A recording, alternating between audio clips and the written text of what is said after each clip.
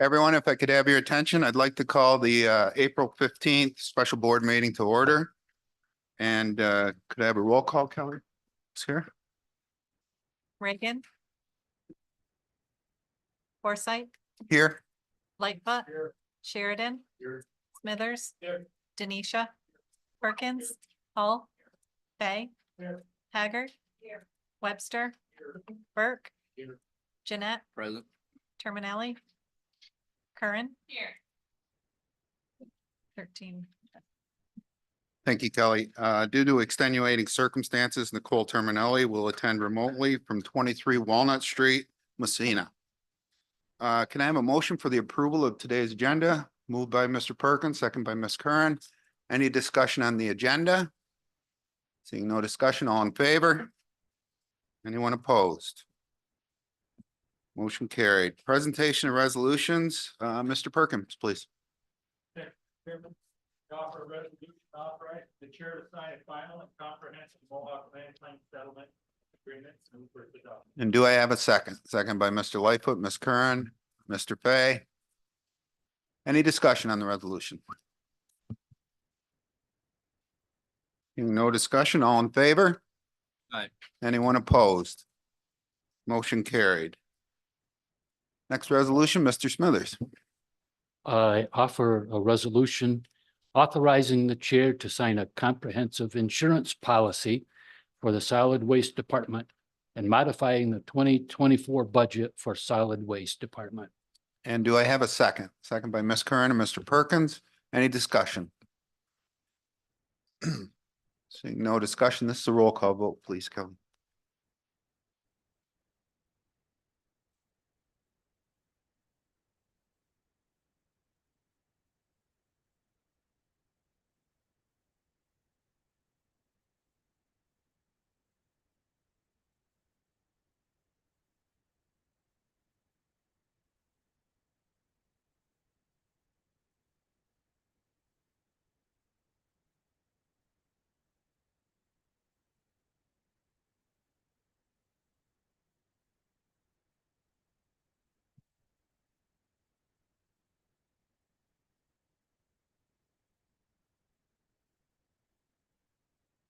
Forsythe, Yes.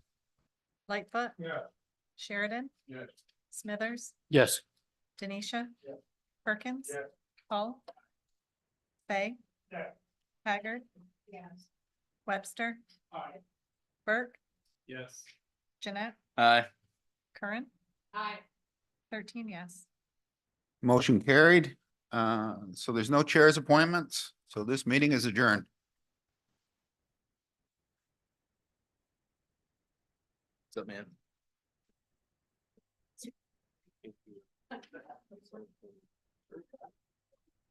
What's a new tax? It's the 911 fee. We don't have to do it. This isn't the first time. Is that the one you're talking about? Oh, yeah. Yeah. Good evening. I'll call the the April 15th Services Committee to order. Is there an approval of the agenda for this evening? Ms. Curran, seconded by Mr. Perkins. All in favor? Any opposed? All right. Is there a motion to approve the minutes of the March 18th meeting? Mr. Forsythe, seconded by Ms. Curran. All in favor? Any opposed? Our first department this evening is Community Services. Mr. Bower, come on up. Hello, sir. The first resolution is modifying the 2024 budget for community services for funding received from opioid settlement funds from New York State Office of Addiction Services and Support Oasis to expand access to the mobile treatment clinic. Motion by Ms. Curran, seconded by Mr. Forsythe. Go ahead, Jay. All right, good evening.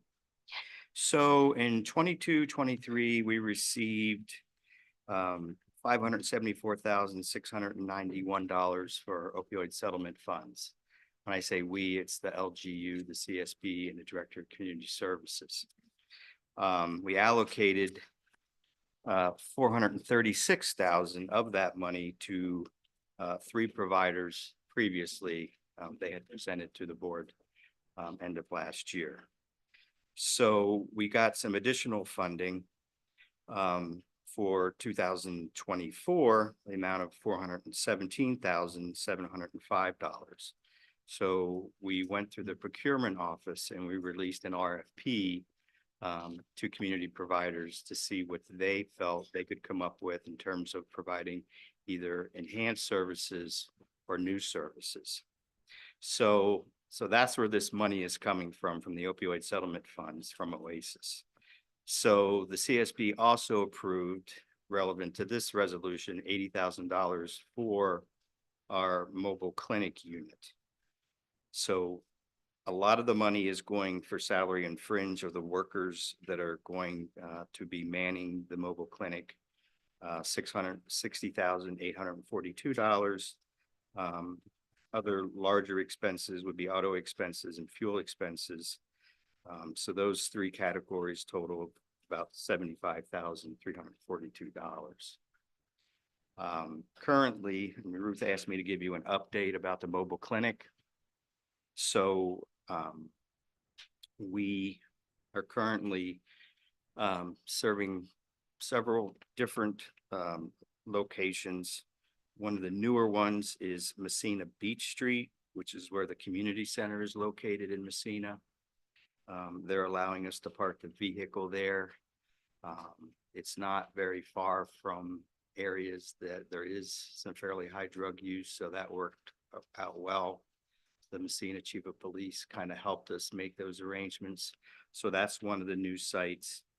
We're there every Tuesday on a weekly basis. Currently, one counselor is seeing 13 admitted patients from that site.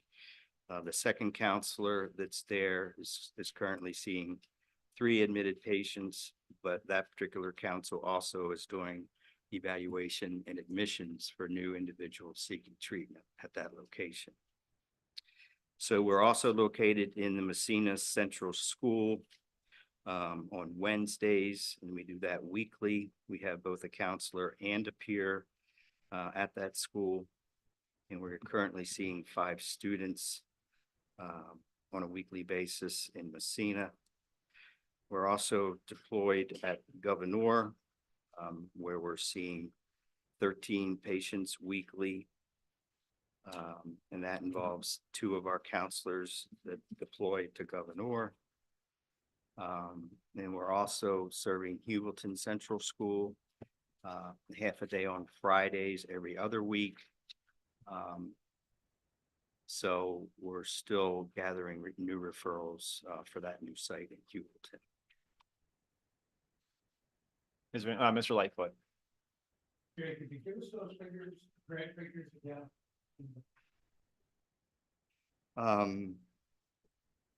So in 2022, 2023, the LGU was awarded $574,691. And a large portion of that is currently being allocated.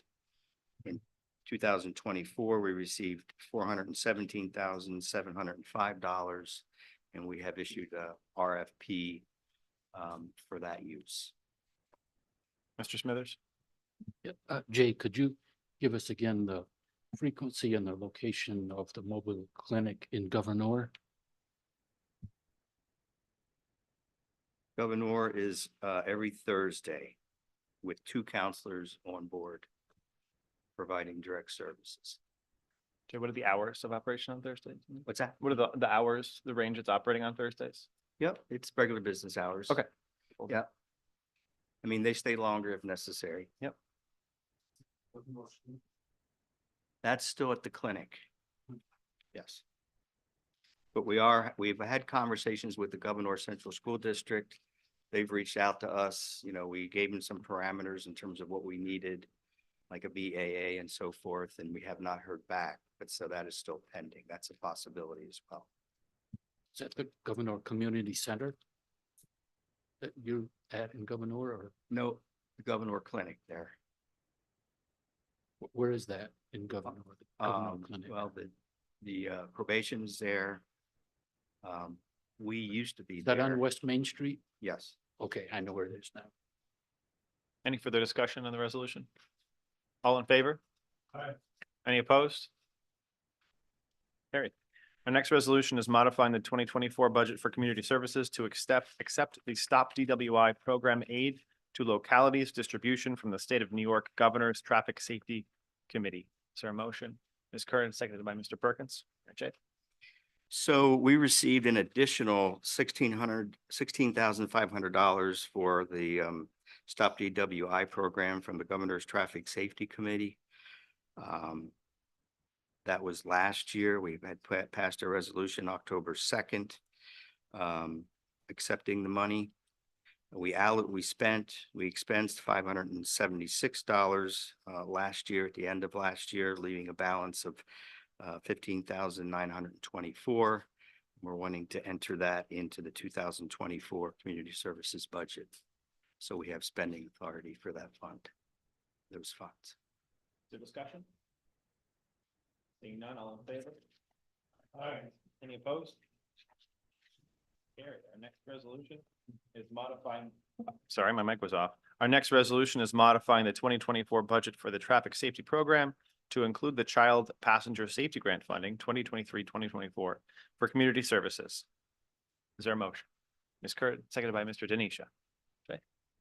So we received the $12,300 for the Child Passenger Fitting Station program. Resolution was adopted last year in November to sign a contract for this money, to accept this money. And we are now wanting to move this money into the budget from the holding account. So we again have spending authority. Is there discussion? All in favor? Any opposed? Carried.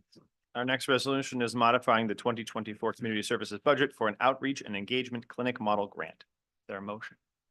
Moved by Ms. Curran, seconded by Mr. Perkins. Go ahead. Yep, we received a total of $489,614 for this outreach and engagement grant through Oasis.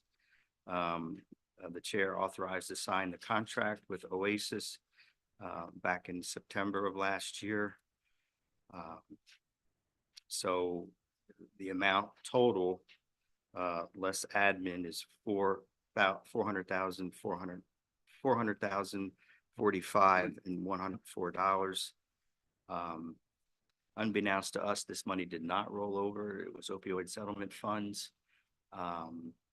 And the opioid settlement funds thus far have been able to roll over. So it did not roll over. So we're having to put 2024 budget for this 2-year, it's a 2-year grant over a 3-year span. So we're asking to move this money into the 2024 budget. Simply kind of roll it over and have it entered. It's $250,371. Most of the monies go to fill 2 care managers. It'll be working directly with the addictions, outpatient treatment, and OTP to provide community-based services. Is there discussion? Hearing none, all in favor? Any opposed? Carried. Our next resolution is modifying the 2024 budget for community services for funding from Oasis SAPT Block Grant Comprehensive Integrated Outpatient Treatment Program. Is there a motion?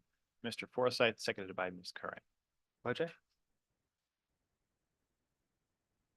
Go ahead. So, yeah, this grant was originally funded for $98,742. It was to help with the integration process of the OTP. This grant ended March 4th, 2024. This is a rollover resolution, so we can move those monies over to the 2024 budget because we have a remaining $36,713. All of it has already been allocated, and we need approval to do the journal entries to move the money into the community services budget. Is there discussion? All in favor? Any opposed? Carried. Next, we'll move into community services clinic update. Jay? All right, I mean, the first thing I want to announce is we did finally get our Medicare application approved. And we have our PTAN number, which is what we need to reach out to insurances that accept Medicare. And first step would be updating those contracts. Then secondly, we want to follow up with Fidelis because we had previously bundled claims initially in the OTP when we first opened up. We subsequently were not getting paid for bundled rates. Their claim was because we did not have an approved Medicare application. So we went to APGs, which is actually a lot more work for our billers. So now we'll be able to reverse that and do bundling billing for the OTP. But additionally, there's 443,000 that's outstanding of those bundled claims that we're hoping to recoup. So that's something we're going to have to be reaching out to Fidelis now that we have this approval and see where we're at with that. Mr. Lightfoot? What's the likelihood of that? I know it's a guess. I mean, we know that's the amount that we submitted for bundled claims. You know, I know that. I guess it's a, We know for getting, which they're past practice. I don't know.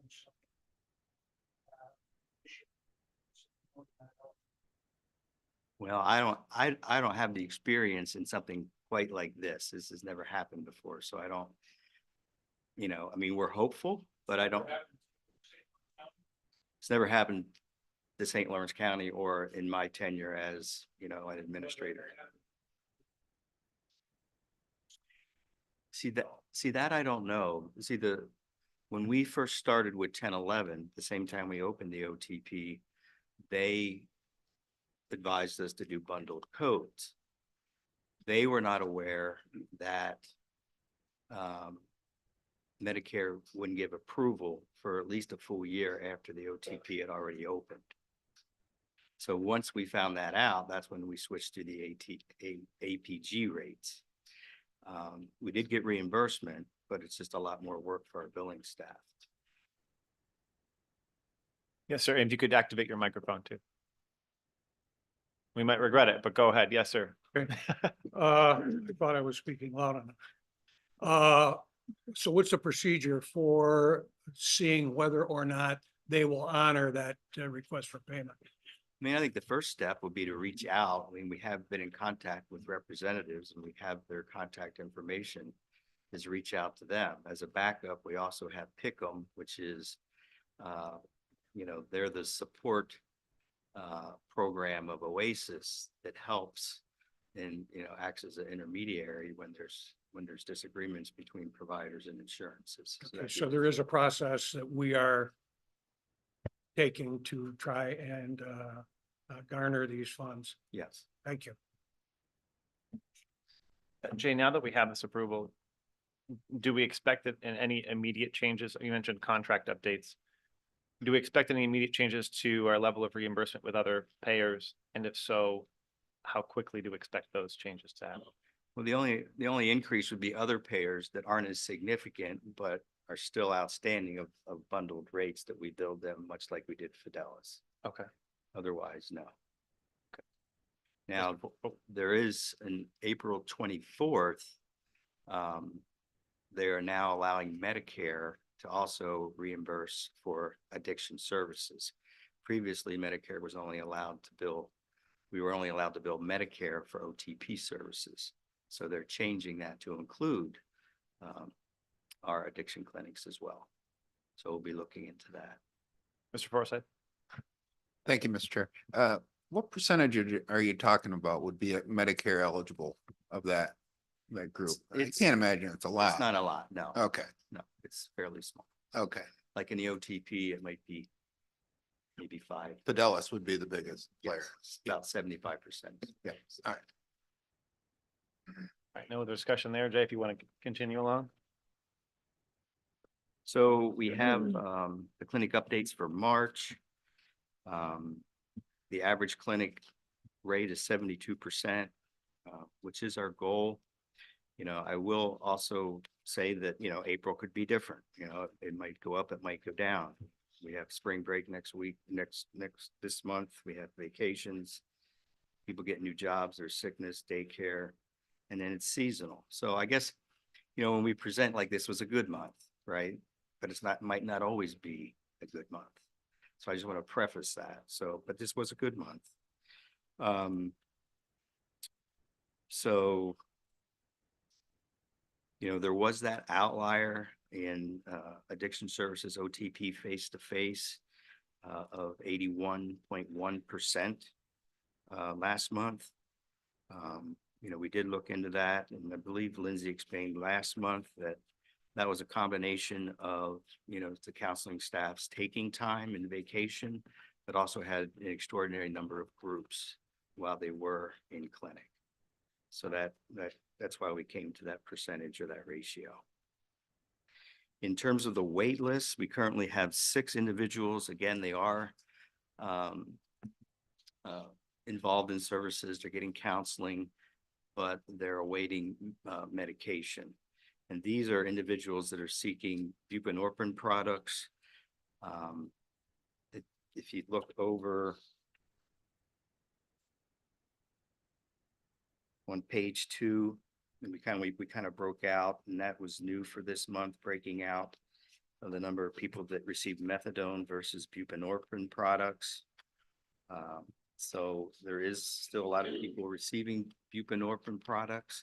We've capped that at 100 because we don't have room in our safe for any more of buprenorphine, you know, inventory. So there has been some issues with the local pharmacies and filling buprenorphine prescriptions. And we've been talking with Oasis about that, and they've actually assigned an advocate to work with this area with the pharmacies to try to come to some resolution. Why, when we write a script for buprenorphine, they're not always filling that. So, Jay, I've got a question on that. You mentioned the safe is limited at 100. Is there any consideration to expanding our ability to hold more doses? Is that, what does that look like in our sort of suite of options here? well, it would be creating another safe room. So probably with creating the room and buying the safe, you're looking at an additional $10,000 expense. And is there, I guess the thought is if local pharmacies can help with the excess beyond the 100, we wouldn't need to expand our own capacity. Correct. Okay. Can you just keep us updated on that as we hear back from them? Sure. Any discussion on what we covered so far? Jay, I did have a question on the first page, prescriber visits per 7 hours. If aside from the, like you mentioned, the higher month in February, but other than that, it does look like there's a bit of a decline from November to March. I mean, that's 2 hours, 2 visits per day per prescriber. So that does add up, right? Do you have any insight into what's behind that decline? If it's just a statistical thing, or if there really is any underlying cost to that? Well, I know for March, we had one prescriber had a total of 44 no-shows, which was kind of not necessarily in the bell curve, so to speak. It was and kind of aberrant. You know, we had some issues with the weather, in which we were permitted by Oasis to give take-homes or encouraged to give take-homes because of some of the weather events that we experienced. And when they have their medicine, they sometimes don't show for their other appointments. So that affected it for that month. So those are kind of the 2 things that may have affected that. Was that 44 no-shows, was that spread out across the whole month? Yes. And that was just for one prescriber. All right.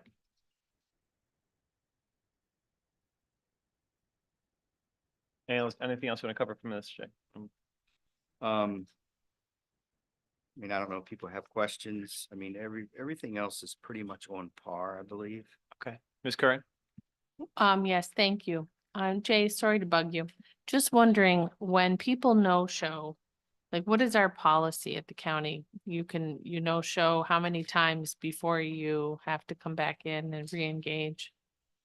Well, I mean, really what really what we do is like if someone is, let's say, gotten to a level of stability where they get 3 to 7 days take home, but then all of a sudden they're not showing up for their appointments, we will then reduce their take home allotment, hoping that they're going to come in more frequency for dosing and then to be able to connect with their provider.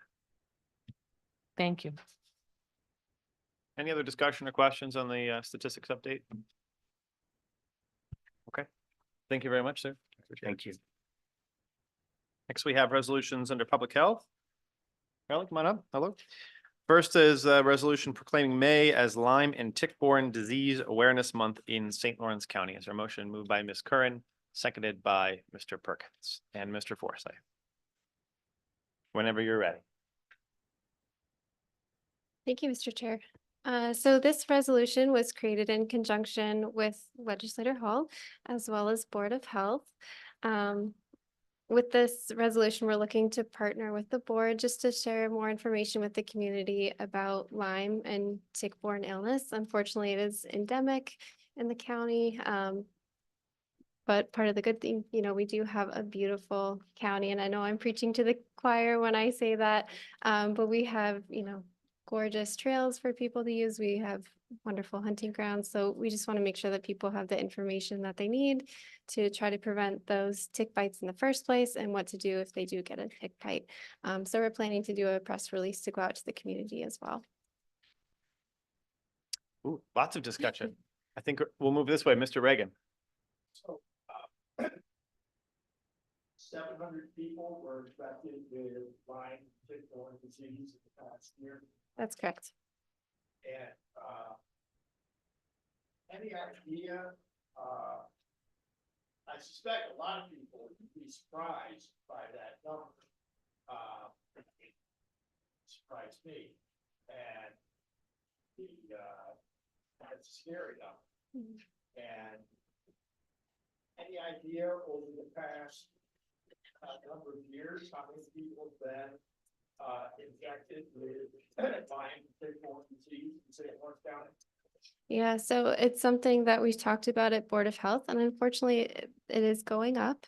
Part of it is likely due to some of the testing that's available. So in the past couple of years, there's been more testing, expanded testing available. So things like anaplasmosis or babesiosis that didn't used to be quite as common, or at least as diagnosed, we're starting to see an uptick of. And part of that is just because we have the tests that can kind of show that that's what this person has. Whereas in years past, it would either be Lyme or not Lyme. So any idea how many people in the county have been infected over the years? We do have the case numbers that are reported out like through New York State. Is that what you're referring to, or? How many people in the county have been infected? I don't have the numbers outside of 2023, but I could absolutely share afterwards. So could you give us that number? Yes, absolutely. I think I don't think a lot of people, the general public, understand how easy it is for them to get exposed and infected, and how it has become, I mean, when I was a kid,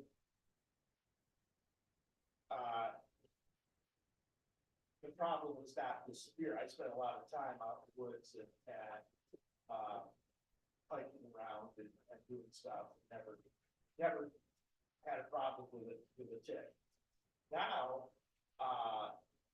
they're everywhere. And once you get out in the woods, it can be a very serious problem.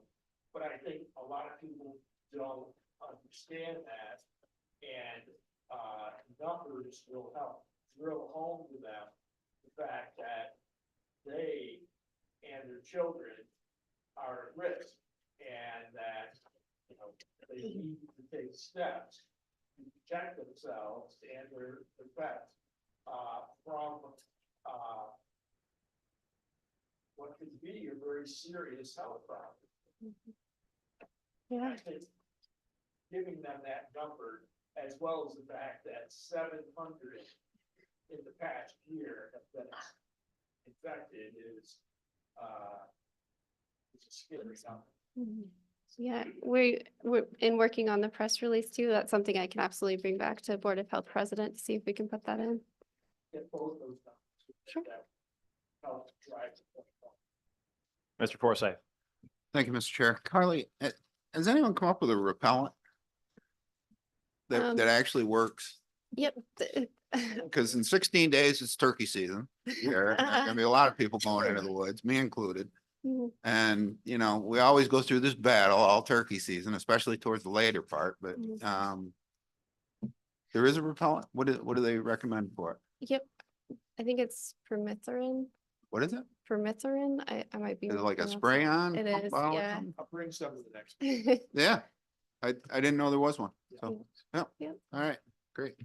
Legislator Haggard. Thank you for this report. I like Legislator Reagan and am shocked by the numbers. But I have two things. Sort of what Mr. Forsyth asked, a little bit different. I give my little dog a chewy thing and that prevents this. Mhm. Is there anything on the horizon? I'm all about vaccines. Everybody knows that. Something that would be similar to veterinary. So there actually used to be a Lyme vaccine for humans, and it was since taken off the market. I have not heard any rumblings of that coming back. Because I know this is a huge problem here, but downstate, some areas are even Yeah. in worse trouble. Mhm. Thank you. Sure. As a survivor of Lyme, I can say the sickest I've ever been was when I had Lyme disease. It was terrible. I was rendered totally immobile and chronic fatigue. I could barely move. It was pretty bad. Thankfully, we were able to catch it early enough that the antibiotics solved the problem before it sort of got tucked into my system and became neurological and cardiac and all these systems it can affect. It's really serious to see. And that 700 is known cases, right? These are reported, Right. tested, confirmed, treated, presumably. Mhm. That doesn't include the unknown cases where people are either it's a very mild case or it's a severe case and it's not being diagnosed as Lyme. Ms. Kern. So I would say this, I don't think we count the number of people that remove a tick, go to the ER and get treated with a day's worth of doxycycline either. That's not in that number. Right. It would have to be, like you had mentioned, the testing with that confirmed identification. And right? people hate it when I say it this way, but you know, it's a spirochete, right? The other spirochete in nature that we're familiar with is syphilis. Hmm. So you have your initial stage, then you have a secondary stage where it gets into your soft tissue, Mhm. and then you finally have like tertiary syphilis where you can't fix it, and tertiary Lyme essentially, where you can't fix that either and you live with it chronically. Mhm. We see a lot of people co-infected with the babiosis, Mhm. which makes the treatment for it much more difficult. What we really should talk about, and nobody likes this, is like widespread environmental controls of something that eats ticks, like widespread guinea hen use or something like that, but it would call the numbers. Guinea paratrooping, just drop them in. You can move them around, but then, you know, I mean, they could be hunted eventually too, if they had to be. Mr. Perkins. Yeah, Ms. Kern's right. Guinea hens, one guinea hen supposedly can clean 5 acres of land of ticks. They do something that draws them to them. Maybe you could get the DEC work in conjunction with them to do like they did with the pheasant, raise them, release them. I've used them down on my property, my woodlot, and the ticks are almost gone. Any other discussion? All in favor? Oh, Mr. Reagan. No, don't forget your mic. Thank you, Mr. Chair. Could we ask the county administrator to pursue that idea? I never heard that before. And if it's something that works. You know, it might be worth as a public health measure to reduce it because, you know, I suspect that when we get the number of people infected, we're talking about thousands and thousands. And I also suspect that the county is paying for a lot of that treatment through Medicaid. And if we can do some things to reduce the problem so that our residents don't get infected, I think that's something that we ought to at least think about and talk about, you know, and, you know, there's probably downsides to it that I don't know about, but I think that Rick's got a good idea that it's worth pursuing.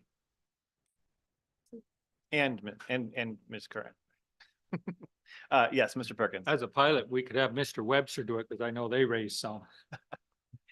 He did.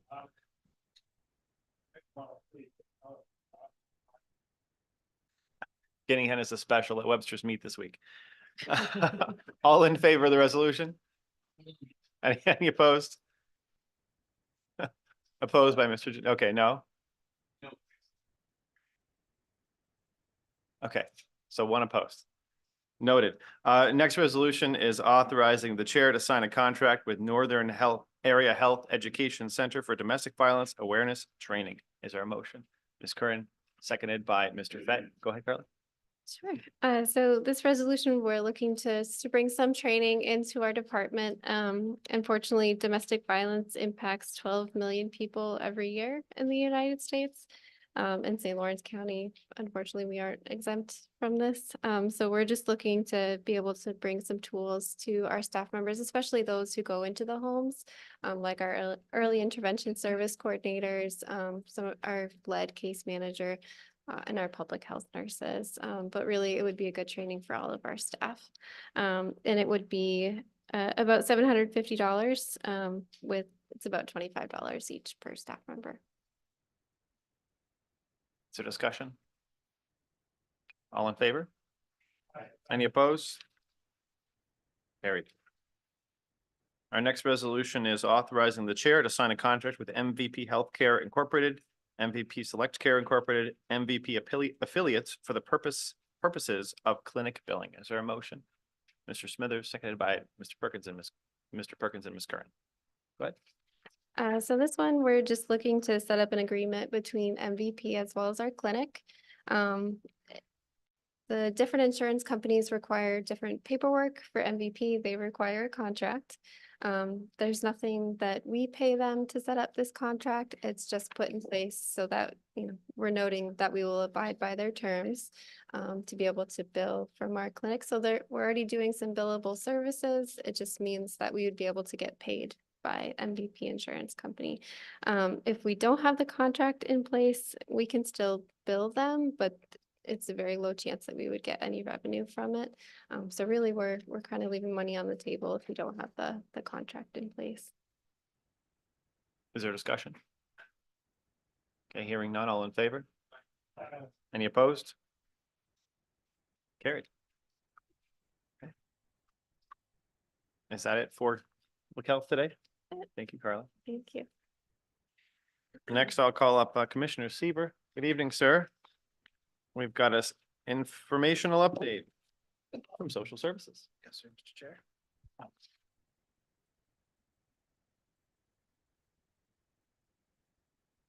Good evening. I will strive for brevity as well as clarity. So we have just a one-page update for you, as you're aware. Each month, we're going to rotate the presentation that we have between services, eligibility programs, and financials. And this month is our financial update coming on the heel of the close of the first quarter. So as we can see, our county cost percent of budget, when we're looking at the amount that the county puts out, we're at 32.6% following the first quarter. So we're right where we need to be in terms of the amount that we're spending to keep on track to stay within budget for the year. County cost was about $3 million. Now that we do sometimes lag a month with some of our accounts, a lot of our residential programs, et cetera. But we should have the majority in it with the exception of those accounts. Our appropriations and revenue, if you take a look at that, we brought in $3 million versus $6 million appropriated expenses. And the majority of that is from federal. So our federal revenue, that would be the money that we have coming in for our TA, SNAP, TANF, and some of those types of programs. Actuals by category, if you'll take a look, by far the highest as usual is our contractual, and that's all the services that we provide. And our budget versus actuals and our personnel, we're kind of right where we need to be. We're under budget by a bunch. We have some vacancies. We're working on filling them.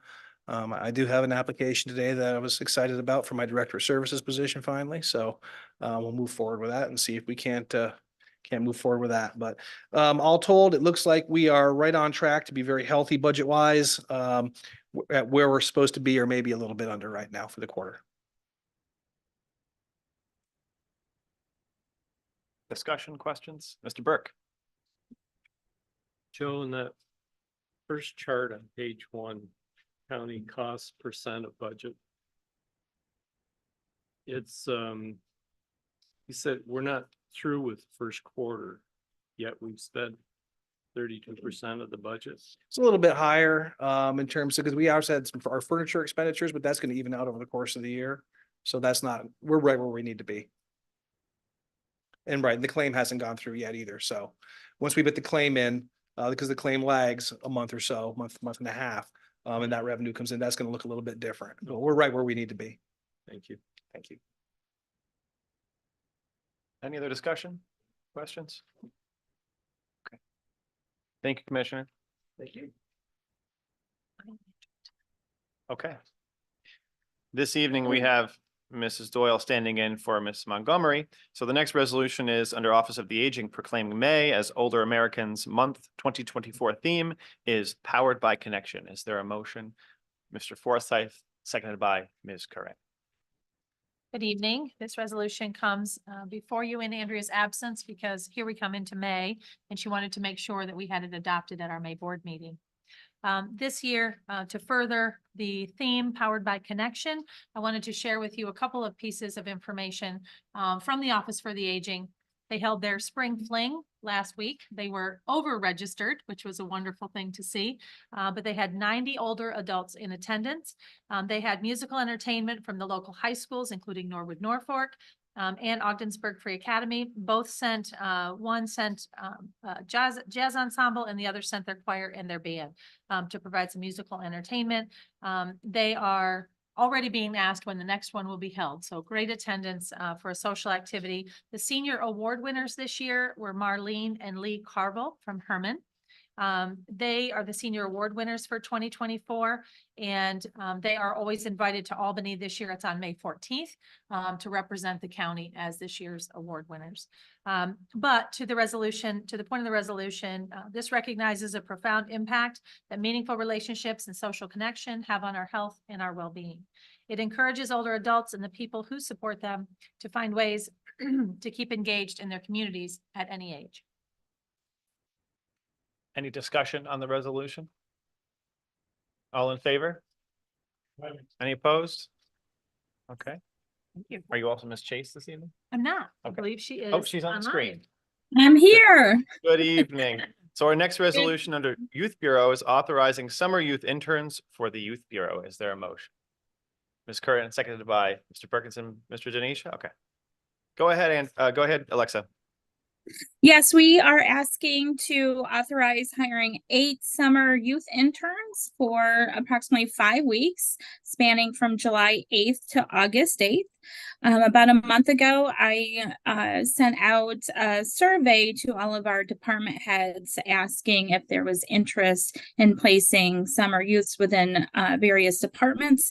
And it looks like we will be interviewing and placing interns in our office, of course, the Youth Bureau, but also the clerk's office, public health, the highway department, as well as a couple of Office for the Aging meal sites. And so youth will work part-time Monday through Thursday, 8:30 in the morning until 2:30 in the afternoon.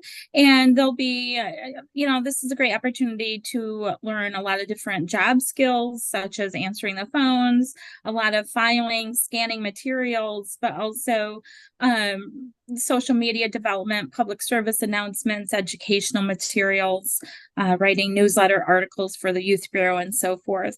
And this is 100% reimbursable from the Office of Children and Family Services. Thank you, Alexa. Is there any discussion on this? Hearing none. All in favor? Any opposed? Carried. Okay. Thank you. Thank you, Alexa. Next, we'll move on to Vacancy Review Committee. Ms. Doyle. Vacancy this month met on the 9th, which was a little bit later, as you'll recall. Typically, we have it on the day following the board meeting, but it worked out because the Operations Committee meeting was moved to later tonight. So that gave us an opportunity to stay on schedule with when vacancies should report to their committees. We have this month an 8.7% vacancy rate. Generally, we trend a little bit higher than that, so we're happy to see that number come down a little bit. We reviewed 12 positions in 5 departments. You'll see, I believe, 3 on this agenda and 3 on the Operations Committee agenda, and the balance next week at Finance. So with that being said, we have a short list this evening for social services. I'll have Commissioner come up and speak to you about the caseworker positions requested. Any questions?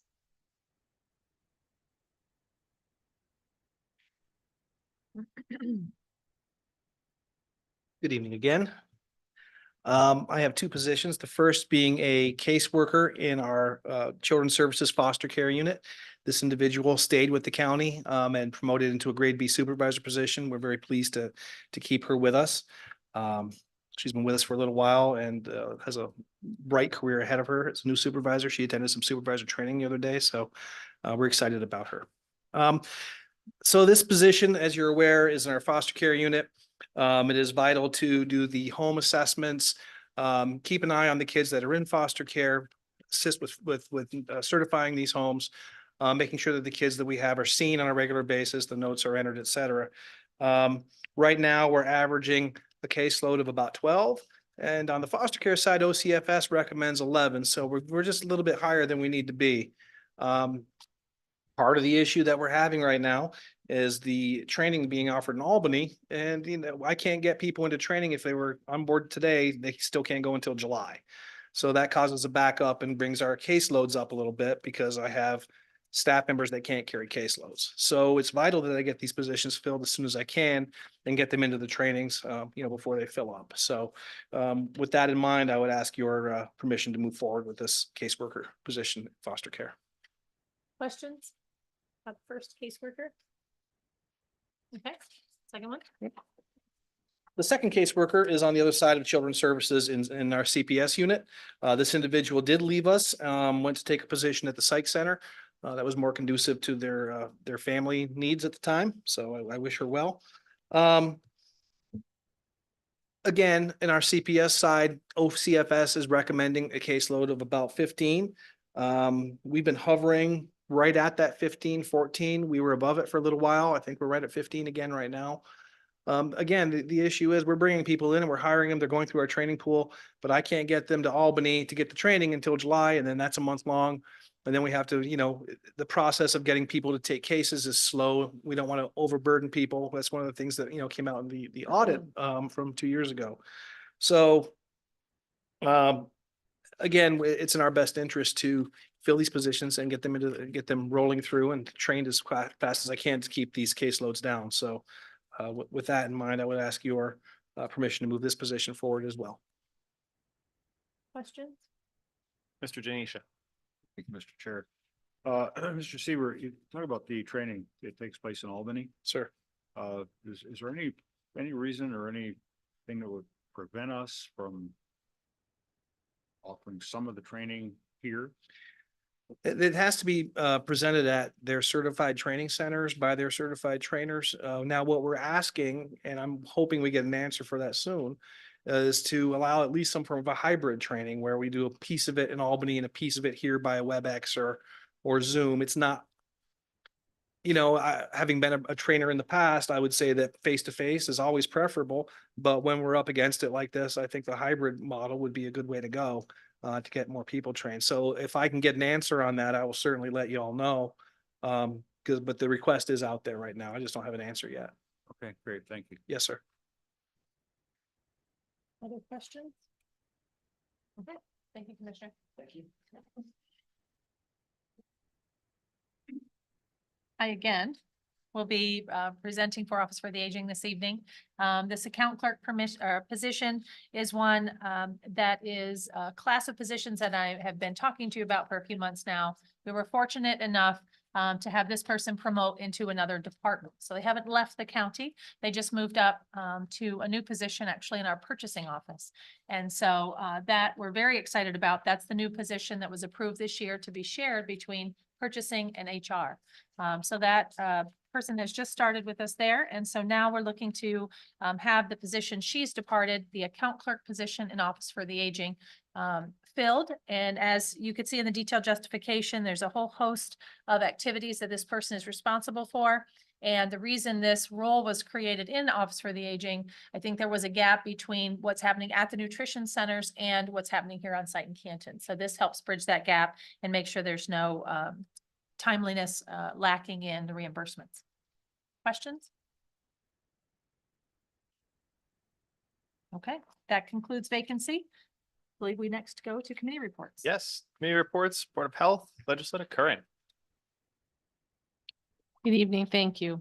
So we met on March 19th. It was kind of a shorter meeting. There was many people missing. Dr. Kathleen Terrence ran our meeting. We talked about the countywide smoking policy, which is still under review. When we get the final draft, we will send it over to you. Respiratory illness update, we had, and I actually forwarded this to everybody because there's numbers that maybe you want to look at. Board of Health also reviewed the bylaws. We've sent those to the county attorney. We're waiting for some changes in verbiage, and before we pass those, we'll probably have an update tomorrow night at this month's meeting, and we'll have more. They also talked about healthcare for the aging and how many problems we have getting services for people. We have a large influx of older adults turning 65 and over. And by 2027, we will have 29,000 older adults in our county, making up about a third of our population. So the services that we have, we feel at this time are not all that we would like to have. So that's part of what we're looking at, is how do we encourage those services? Where does that come from? Any questions or discussion on the report? You'll also find a copy of it in all your mailboxes. Yes, appreciate that. Thank you. Next committee report is the CDP Board of Directors, Mr. Burke. CDP had a broad media campaign to recruit children into their program, their Head Start program. They still have a lot of empty slots, and the director is preparing for a change in scope of services. The teacher shortage is also a problem with teacher and other staff, also a problem with the Head Start program. Weatherization program is running well and is funded for the season. The neighborhood centers, 5 of the 6 neighborhood centers are helping with Governor due to the absence of the director there. Neighborhood centers continue to be a challenge. It was Canton was and may still be challenging as far as the funding is concerned. Then it went to Potsdam, and Potsdam is struggling with making ends meet. So that is, that seems to be an ongoing challenge. Neighborhood centers do a tremendous amount of good servicing the poor. And it's something we probably should all pay attention to. I'm not sure what we can do about it, but it's certainly good to know that they are being stressed. That's it. Oh, we meet Wednesday morning. Thank you, sir. Any discussion, questions? All right, moving on to Community Services Board, Legislator Haggard. Thank you, Mr. Chair. The Community Services Board met on April 2nd. I was unable to attend that meeting. If anyone has any questions, I can certainly find out the answers for you. The next meeting will be on May 7th. Sounds great. Office for the Aging Advisory Board, Mr. Denisha. Thank you, Mr. Chair. As county administrator reported, the Office of the Aging held its first event of the year, big event, Spring Fling, last Saturday, and it's held at the Herman Fire Hall. And it was the number of folks that responded was more than what it was quite a number more than what they had anticipated. But there were a lot of happy faces. Our meeting for May 8th, Monday, May 8th was canceled because Andrea was here working in the EOC. There was a flyer that was put out today from Office for the Aging that I'd like to cover. And it's regard to volunteer drivers for home delivered meals. St. Louis County Office of the Aging is in critical need of home delivered meal drivers. St. Louis County Office for the Aging is in critical need of drivers to assist staff at any of the 5 nutrition centers located throughout the county. Volunteers are needed in Brazier Falls, Canton, Gouverneur, Morristown, and Potsdam. Home delivered meal drivers deliver lunchtime meals to homebound seniors Monday through Friday. Volunteers can choose their own schedule, volunteering a few hours a week or a few hours a month, whatever fits your schedule. Home delivered meal drivers receive mileage reimbursement. Please consider helping out this vital program that assists older adults age safely in their homes. I know you've heard me speak of this before, and there is a need. It's something that I myself did for almost 4 years, and I'm ashamed a bit to say that I backed away from it. But if anyone has some time, you can call Office for the Aging at 315-386-4730. And again, you've got an hour a week, a couple hours a week. And I'll tell you from my own experience, the payback is immeasurable. You meet a lot of good folks that are, and oftentimes you're the only person that they see. And our next meeting is scheduled for May 8th at 10 a.m. Thank you, sir. Mr. Smithers, you had something?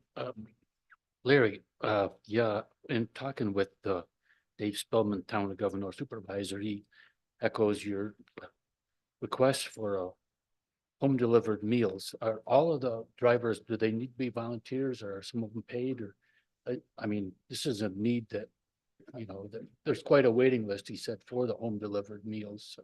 Yeah, and they do, someone's reimbursement. Or pay.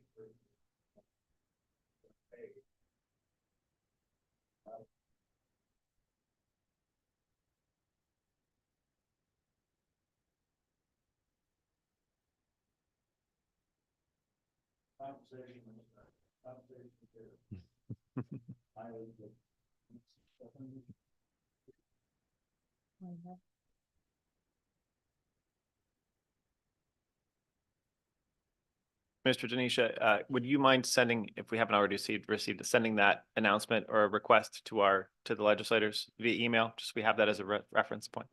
Thank you. Any other questions or comments? All right, lastly, we have the Youth Advisory Board. Ms. Tremelli, are you ready from your end? I sure am. Okay, so we last met this past Tuesday evening. There were 3 new guests there that are interested in joining the board. So their biographical data information sheets have been sent through. And our next quarterly meeting will be August 20th at 5:30 p.m. In our Youth Bureau meeting or Youth Advisory Board meeting. The bulk of the meeting really was giving updates from the Youth Committee and then looking at the timeline that will follow for allocations for next season's RFPs that go out. The Youth Committee met yesterday virtually. The teen ambassadors had to wrap up their 5-hour free Friday by completing, they had to analyze the data and they had to complete a 3-minute showcase that they had to upload to the state for part of their Youth as Solutions in order to receive that $500 stipend or grant money that they received. And they would really, really like to be able to come back to the board just to discuss and share the process, the data that they found, and in hopes that maybe the board would support this moving forward as an annual or maybe even more than annual thing where we ask the folks in St. Lawrence County to take a Friday night off from social media. And then we are continuing to see the Youth Committee grow as well. There are 3 new teen ambassadors that are going to be joining the Youth Committee. And then we have 2 big initiatives that I just want to highlight coming up. The first is this will be our 4th annual Trash Dash. So Sunday, April 27th. And Saturday, April 27th, Sunday the 28th. And the locations this year are Governor, Potsdam, Rensselaer Falls, Messina, and Ogdensburg. Part of our discussion this past week was looking at how we may identify other communities across the county moving forward for our 5th and beyond annual Trash Dash. Because there have been some outreach. There's actually a couple of different community organizations across the county that are holding trash dashes that same weekend, just to be in tandem with ours, even though it's not in one of the 5 locations. So it's just pretty neat to see the growth that that's making. The registration for that is online and the deadline is Tuesday the 23rd. Individuals can sign up, any kind of community organizations, groups of youth, as long as there are adults present with them. We encourage just everybody to get involved and see if we can beat the record for the highest poundage of trash. And then the next initiative that we're super, super excited about is in partnership with the Sheriff's Department, actually. So thank you to the Sheriff's Department for this. Area classrooms across St. Lawrence County are able to take a field trip. They're calling it Law Enforcement Day on Tuesday, April 30th. It will be held at the St. Lawrence County Correctional Facility parking lot. The Sheriff's Department and the state troopers will have a bunch of different opportunities for area kids that attend the field trip to see things such as canine demonstrations. They'll have the drone there and showing some drone exercises. The emergency vehicles will be on display. The mobile command unit from emergency services will be there. So a big thank you to the Sheriff's Department and especially to Chief Deputy Filiatro that's been monumental and pivotal in making this happen. So we're really excited for that. And I think that's it. Thank you, Mrs. Tremelli. Any discussion or questions? All right. Moving on to old business. Is there any old business to bring before the board this evening? Hearing none, is there any new business? Mr. Smithers? Yep. I was made aware of Herman DeKalb School on the Eclipse Day. Had quite an event there. They invited the community in, had quite an experience, and I want to just congratulate them for this. Seems like a great idea to stimulate and enhance community spirit, school spirit, appreciation of the world around us, and education in general. So I'd just say Herman DeKalb School, well done. Nice job. That's great. That's great. Any other new business this evening? Hearing none. Oh, I'm sorry. Go ahead, Mr. Minelli.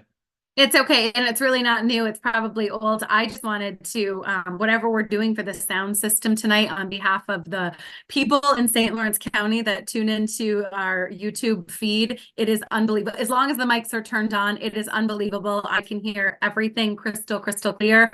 And it's super exciting to not be strained to hear. So as just turn on the mics and it's phenomenal. So thank you to our IT people and to, I'm sure, Ruth for making this happen. Thank you.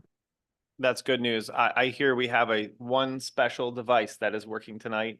That is apparently the magic fairy dust that makes the mics work. I don't know, but I like that it's probably less expensive than an entirely new system.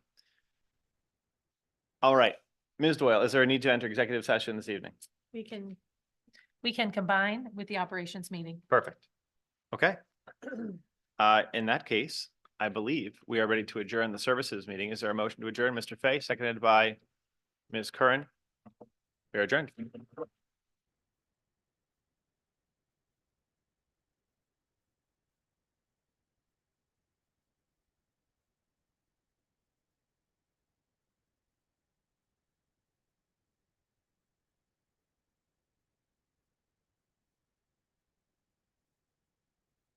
The April 15th Operations Committee meeting to order. And I would like to have a moment of silence for the Onondaga County police officers that we lost Sunday, the 14th.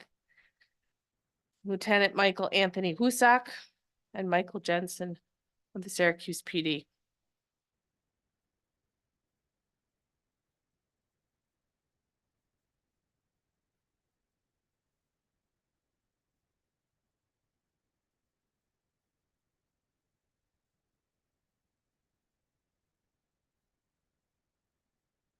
Thank you. If I could have a motion to approve the agenda, please, by Mr. Jeanette and Mr. Denisha.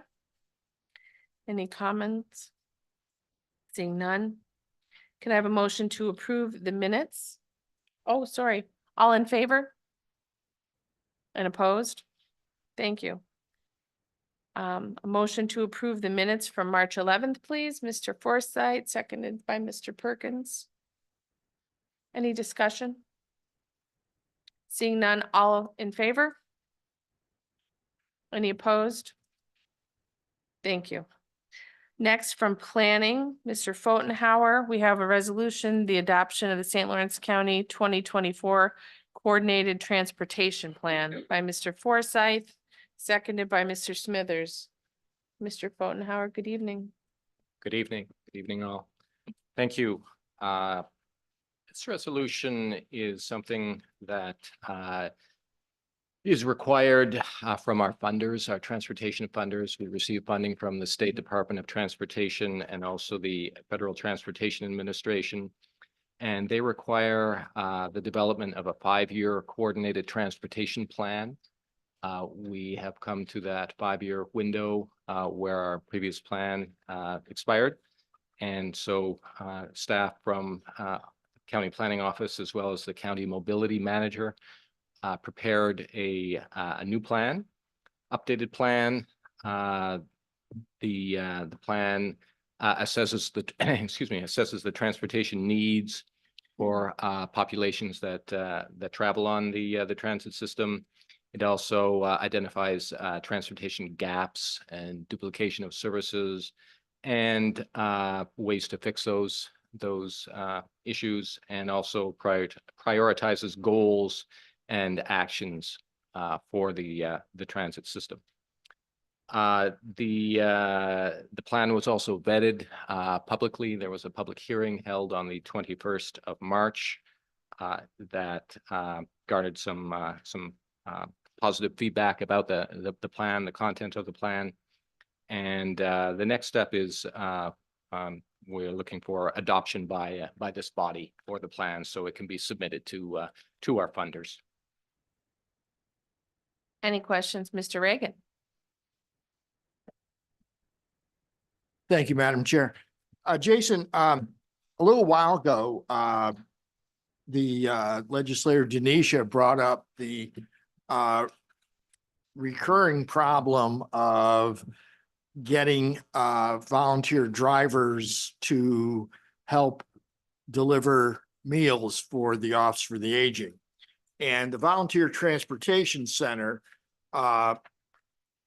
runs a program in which it recruits drivers to provide transportation services in the county. Would there be any way that you guys could look into having the transportation center see whether it might be feasible to combine those efforts in terms of you know, providing having people deliver those meals and helping to reduce the number of people who are on waiting lists and in some of the rural areas where there's no one delivering the meals. It would seem that that is an important need in this county. And if we could find a way to combine forces that would help our elderly population and help everybody involved. I don't know, you know, whether or not something like that is doable. But I think that it's worth looking into. And if we could find a way to do it, I think Mr. Denisha would agree that, you know, whatever it takes by hook or crook, getting meals to people and getting them checked on, you know, perhaps there's a way that they could receive the reimbursement from both agencies. I don't know, because there's more involved in doing the deliveries and doing the wellness checks that would be happening. I don't know, but I know that you've got some smart people working for you, and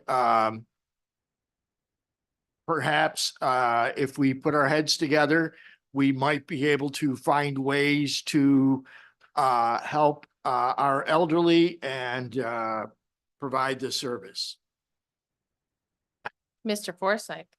Thank you, Madam Chair. Mr. Reagan makes a great point right there. One of the biggest problems with the whole thing is the one word, volunteerism. Maybe we ought to look at our schools and make a curriculum in our public schools, mandatory curriculum for kids to attend a volunteer class, some sort of class to teach volunteerism. Because if these kids don't start getting on this train, you're just going to watch this decrease. You know, sports, education, all those are all part of your curriculum, but maybe volunteerism should be added to it, or look into it somehow, because we got to start grabbing these kids and getting them into this. But yeah, that's a great idea, Jim, and hopefully you can come up with something. Just Happy to look into it. Mr. Denisha. Yeah, I just want to thank Mr. Reagan. I think that's a heck of an idea.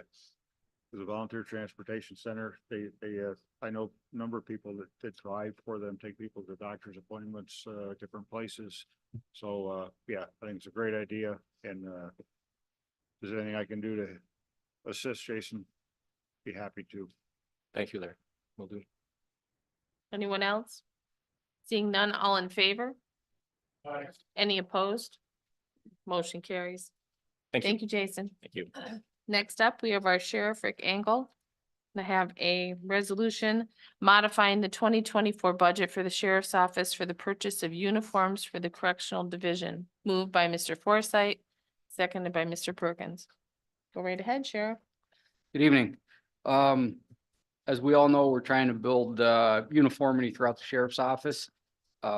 We purchased new uniforms for the road patrol through a different vendor, and we'd like to do the same with the correctional facility. We're only paying for what we need. So at the end of the year, we're not trying to spend down a budget and stock a quartermaster room with uniforms we don't use.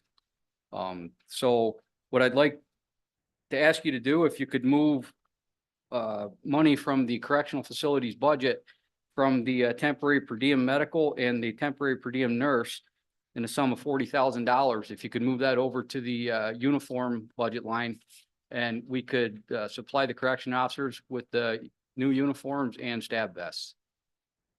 Mr. Reagan, Motion. thank you. Oh, second, I did get Foresight and Reagan. Okay. Okay, got more. Anyone like to speak to this? Seeing none, all in favor? Any opposed? Motion carries. Thank you. Next up, we have a resolution accepting a fiscal year 23 Operation Stone Garden Program grant from the New York State Division of Homeland Security and modifying the 2024 budget for the Sheriff's Office, moved by Mr. Forsythe, seconded by Mr. Perkins and Mr. Reagan. Go right ahead, Sheriff. So this is a grant we've been utilizing for quite some time now, actually for as long as I can remember. The Sheriff's Office is a pass-through agency for other municipal police departments and two state entities, the state police and the DEC. If you read down through, you can see how it's divided out.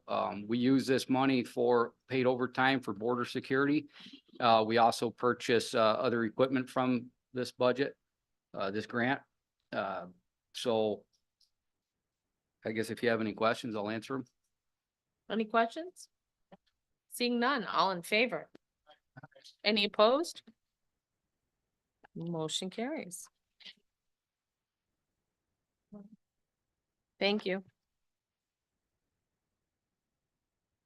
Next up, we have a resolution urging the New York State Legislature to reject Senate Bill S 8461, known as the Sporting Range Good Neighbor Act, moved by Mr. Forsythe, seconded by Mr. Denisha. Mr. Reagan? I'd like to recognize somebody first to speak to this if you, okay. Gotcha. I would like to recognize Jason Collar, please, first to come up to, you can sit either, or you can sit here, or you can, okay.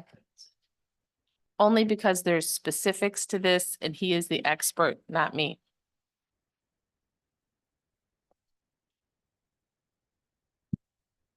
Go right ahead. I don't have to drop the mic at the end, do I? So I came here today as representative for the Norfolk Rod and Gun Club, is board chair and president there at the club. We would like to address the county board as to our concerns about this new bill, if it passes, and the effect it can have for shooting ranges and sportsmen's clubs around the county, including ourselves. I know that our club does a lot for our county youth, whether it be for programs we offer within our club for our youth and around our local areas, to the St. Lawrence County 4-H youth shooting sports program, our Hunter Ed program. Those programs all help teach our growing youth gun safety and good environmental stewardship for our lands. So having us struggle as it is, some of us being not-for-profit, nonprofit organizations, we run on a pretty thin budget, and anything that can affect us financially sometimes can create a burden that we may or may not be able to overcome as we head toward this bill going to Senate. That we want to ask that maybe you hear us out and to see that this bill right here, in some people's thoughts, are another means to restrict guns, ammo, and the regulations that they have on those as they can continue to grow for our sportsmen. I don't see it's sportsmen that are of causing the problems that we have with gun control in this country. I think it's our sportsmen's clubs that we need to protect, and protecting is going against this bill that helps in the growth of our youth to teach them proper gun handling and safety, which will not only affect them and their friends around them, the need to know that guns are not toys, as they sometimes are learning through games and video games and things that cause harm, that have, you know, recourse in real life. And we just want to emphasize that we focus ourselves on growing our youth. And we know that as the county, they also help grow our youth in the programs which they offer. As even the state has noted, hunting, especially at an early age, imprints in youth the mindset that game management and environmental stewardship go hand in hand along with proper gun handling and safety. So they understand that. And then where that comes from is a lot to do with these sporting clubs offering the youth those means to help them grow and to help provide that type of training necessary that may be in jeopardy if some of these clubs are impacted by certain bills that will financially cause some harm to their longevity. So that's all I really have for today. If you guys have any questions for me, I'd be glad to answer any before I walk away. On the practice of skeet shooting ranges, is there one certain area that's usually used, or does it vary from time to time to different areas? And what do you currently do about the idea of managing the lead? So skeet itself is a particular activity of shooting sports, as well as trap shooting, as well as rifle, pistol, and archery. Skeet is another form of shotgun where they have a clay target that shoots out of a low ground level type of machine. And with that, you are shooting lead up into the air. And what I guess they're concerned with is the lead being introduced into wetlands on properties that are owned by shooting ranges. So shooting range, they started out with skeet ranges.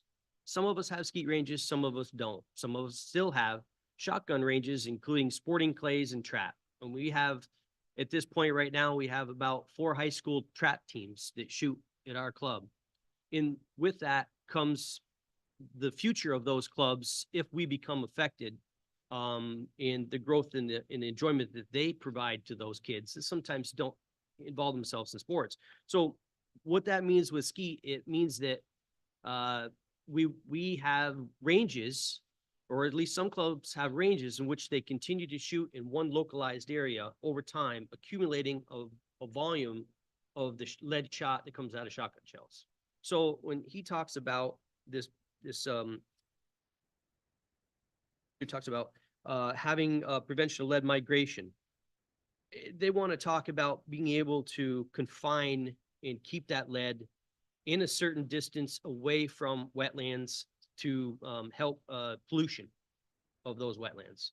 So how does it impact us? I guess if there are clubs that are out there that have ranges that are close to wetlands, I mean, when you have a hunting range or a shooting range, you're going to be near wetland. And depending on the definition of wetland is, you're not shooting in Main Street, you're shooting on a back road, you know, and back roads out in the country, out in fields. I guess there's going to be swamps around. There's going to be rivers and, you know, things that are around that I guess needed to be defined is what is wetland, and if it's a true federal wetland or state wetland. And the backdrops that they talk about, you know, they don't specify the backdrops as to the necessity for a backdrop would mean that as long as the lead shot is kept out of those wetlands, as they call it, if you have a certain distance of 300 yards by 600 yards from the point at which you're dispatching a firearm, then that should be an appropriate distance for that lead shot to travel and fall before it can get into a wetland. They have amended the bill a couple times to include skeet ranges to shooting ranges and anything that includes a target. So now it just went from just skeet. So now the bill was amended to anything that basically shot a bullet that was lead. So that's why we are more concerned with the 2 amendments from the start of the bill, that means that anything that is shot out of a firearm that needs to have a berm, needs to have a berm that has a covering to prevent erosion, that needs to keep that lead within a certain area. What's the definition of, somebody asked me tonight, what's they'll probably answer for you is, what's the definition of a shooting range? It doesn't talk private, it doesn't talk public, it talks about shooting ranges in general. So our club is affected because yes, we have a pistol range, we have rifle range, we have 100 to 200, we have shotgun ranges in the field, out into the woods. So we're more affected by everything that has a target. Of course, we have a target. Everything you're shooting at is a target when you come to shooting sports. So when we ask ourselves, when we get into the woods or we're into the field, are we in regulation to what they're going to be requiring under this bill, or will it start shutting us down? Is this requirement mean that we're not going to be able to have ourselves see here, the guest it says is the guy made a thing, and this I'll kind of explain this, what I'm trying to say. More detail is required for sportsmen's clubs to understand what compliance means and understand the significant financial and environmental impact it may cause to a club's budget and property. Well, I mean, that there means that it went from skeet, which generally is in a field, to the distance in which required away from wetlands, to anything that's a shooting range now. So now it's shooting range, and that's where we're more affected by, because we're just shooting ranges and sportsmen's clubs. Now it's not just skeet. Now we just broadened it, and that's the broadening that we're concerned with. And how far are they trying to reach with that to the control with shooting sports, guns, ammunition, between firearms, ammunition, and where they're going with control of that. So that's why we're here today, to have you listen to us and to hear us talk about, what we're concerned with. I know that there is a thing here that I was a little talking about, is the remediation of that.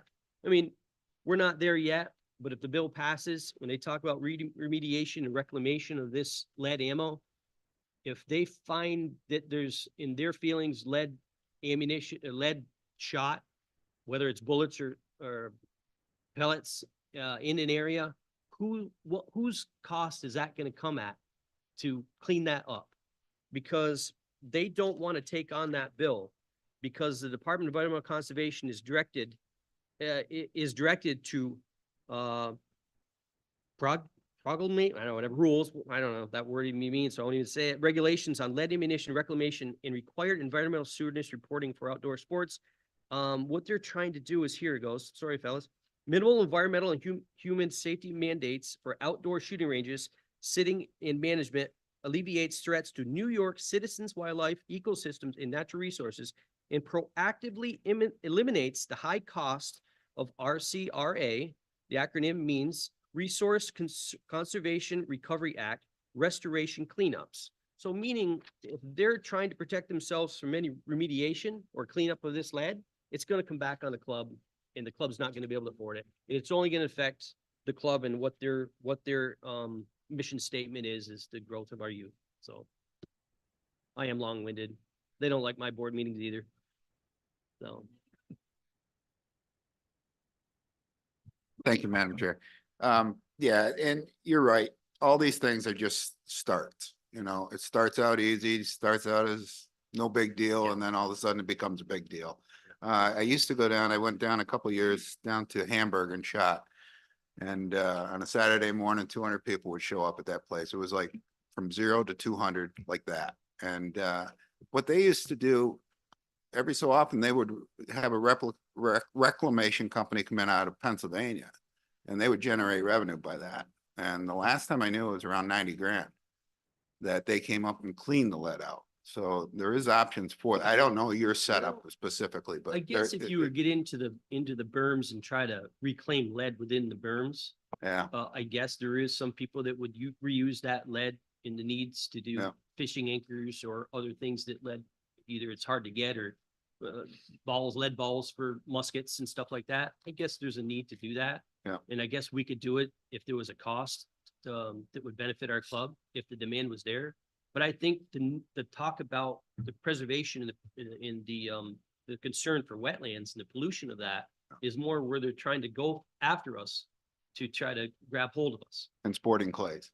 And Sporting sporting clays, you'd have clays. no control. Yeah. How would you reclaim out of, Yeah, how are you gonna reclaim for that? sure. You know, I mean, the worst thing is the guy that's mowing the yard, he gotta be more concerned with it.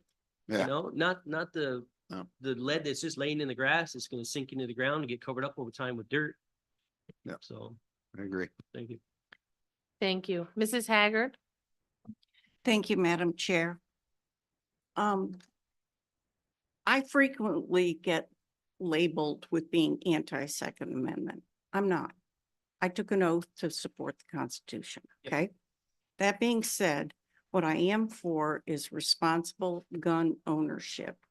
Your speech tonight is a perfect example of that. Your club are teaching kids how to use guns. They're not toys. I commend you for that. It's great. I will tell you, I also had an opportunity in my previous employment to help some students sign up for that skeet club at Fraser Falls Central School. And they were really excited about that. And I thought it was great because these kids have guns already, but they're not going to have the expertise of somebody like you and your club members to do this. So thank you. That's great. My concern is this, and Mr. Smithers brought it up. And I know this is a great sport. I don't have anything against that, but we had a grant. We had a grant for lead poisoning in the county. And I was shocked that it wasn't all about them eating paint chips, but there are a considerable number of kids that have this lead contamination in their bloodstream. And I am about kids, so I'm a little bit on the fence. I really admire you and your club and what you do as responsible gun owners. It's great. But I'm also concerned, and I don't understand the complete story with the lead, and I'm glad Mr. Smithers brought it up, but I do know it is a problem. We tested a lot of kids, and I don't have the specific numbers. I think Mr. Folknauer would, I don't know. But anyway, that's my concern. So Just the concern about lead and lead concerns with our youth. Shotgun shells use lead because, for one, it's most cost effective. And from the driving cost of ammunition these days, it's starting to become very unaffordable. And now with background checks to purchase ammo, it's getting harder and harder for youth parents to be able to go to their Walmart and to buy that ammunition. Is no different than buying a loaf of bread. But now they're having to go to buy, for background checks. They have to sign for it, where it's gonna go and who's gonna have it. I mean, with our 4-H youth shooting sports for St. Lawrence County, as me as an instructor as well, we have to go through training for state instructors. So we get trained by national instructors who become state instructors, and we become county instructors. We teach our youth. And I guess, and part of that is teaching about the concern about lead and handling of lead. So when they come to our range during our 4-H shooting sports program, that's going to be starting at the end of this month and on through May and June, we let them know when you're done shooting, you wash your hands before you eat. If you're on the range, don't handle the lead. We are with 4-H also incorporating an educational portion of our shooting sports program that will focus on the concerns of lead, the scientific part. And we're not just teaching them shooting sports. We're teaching about the trajectory of a bullet, the bullet itself, its makeup. So we're teaching our youth more than just pulling the trigger. So, and then aiming and being, but we see these youth growing. We see these youth happy, like you saw, getting involved with shooting sports. The coach for Brazier is right here in the red. So he's the coach. He also coaches Norfolk. He's a coach for 2. So we see that, we understand that. As we used to have an indoor range, we got rid of the indoor range, of course, because of the need and the cost it would take for the proper ventilation, because we have a kitchen. And because we have a kitchen, we had to just decide that we were going to take that out of there and just have archery and get rid of indoor shooting because of the ATF and the rules necessary for the proper ventilation of lead within buildings and the exposure. So the exposure is evident and relevant in our face. We know about it and we do push that and educate that onto our youth as well. And your concern with that lead around our youth, our kids don't handle the lead when they're handling their shotgun shells. When it comes to high school shooting sports and in the trap teams, because the lead is within the cartridge. So they don't go out in the field. They're not picking up anything. They're not being exposed to lead. It's going out the end of the barrel.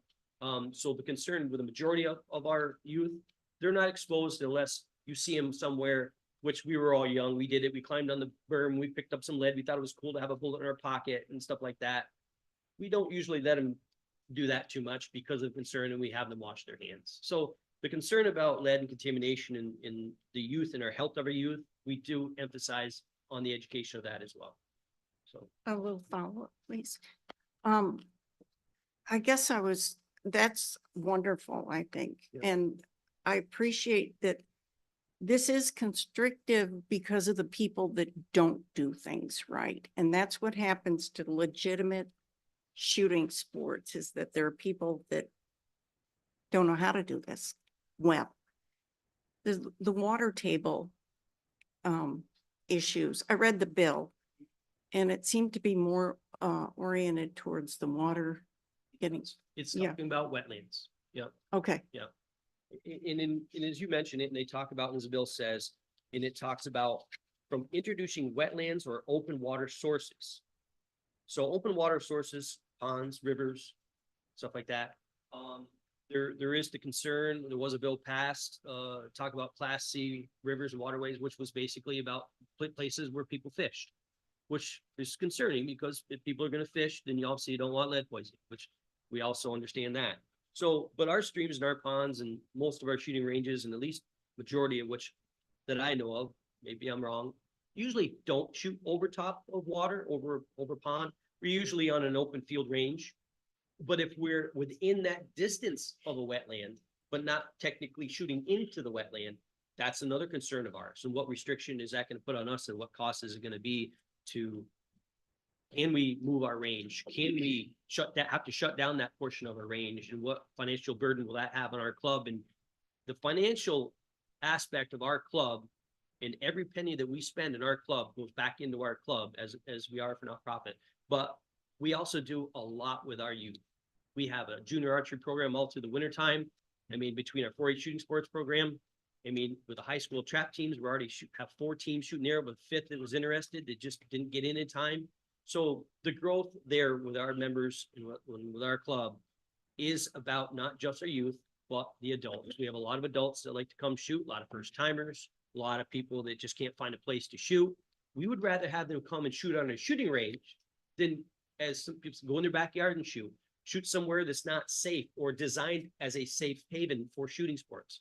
So that's why we have to stand up and protect us and ourselves and our neighbors that like to do shooting sports, have a place to go and do that without having all these restrictions put upon us.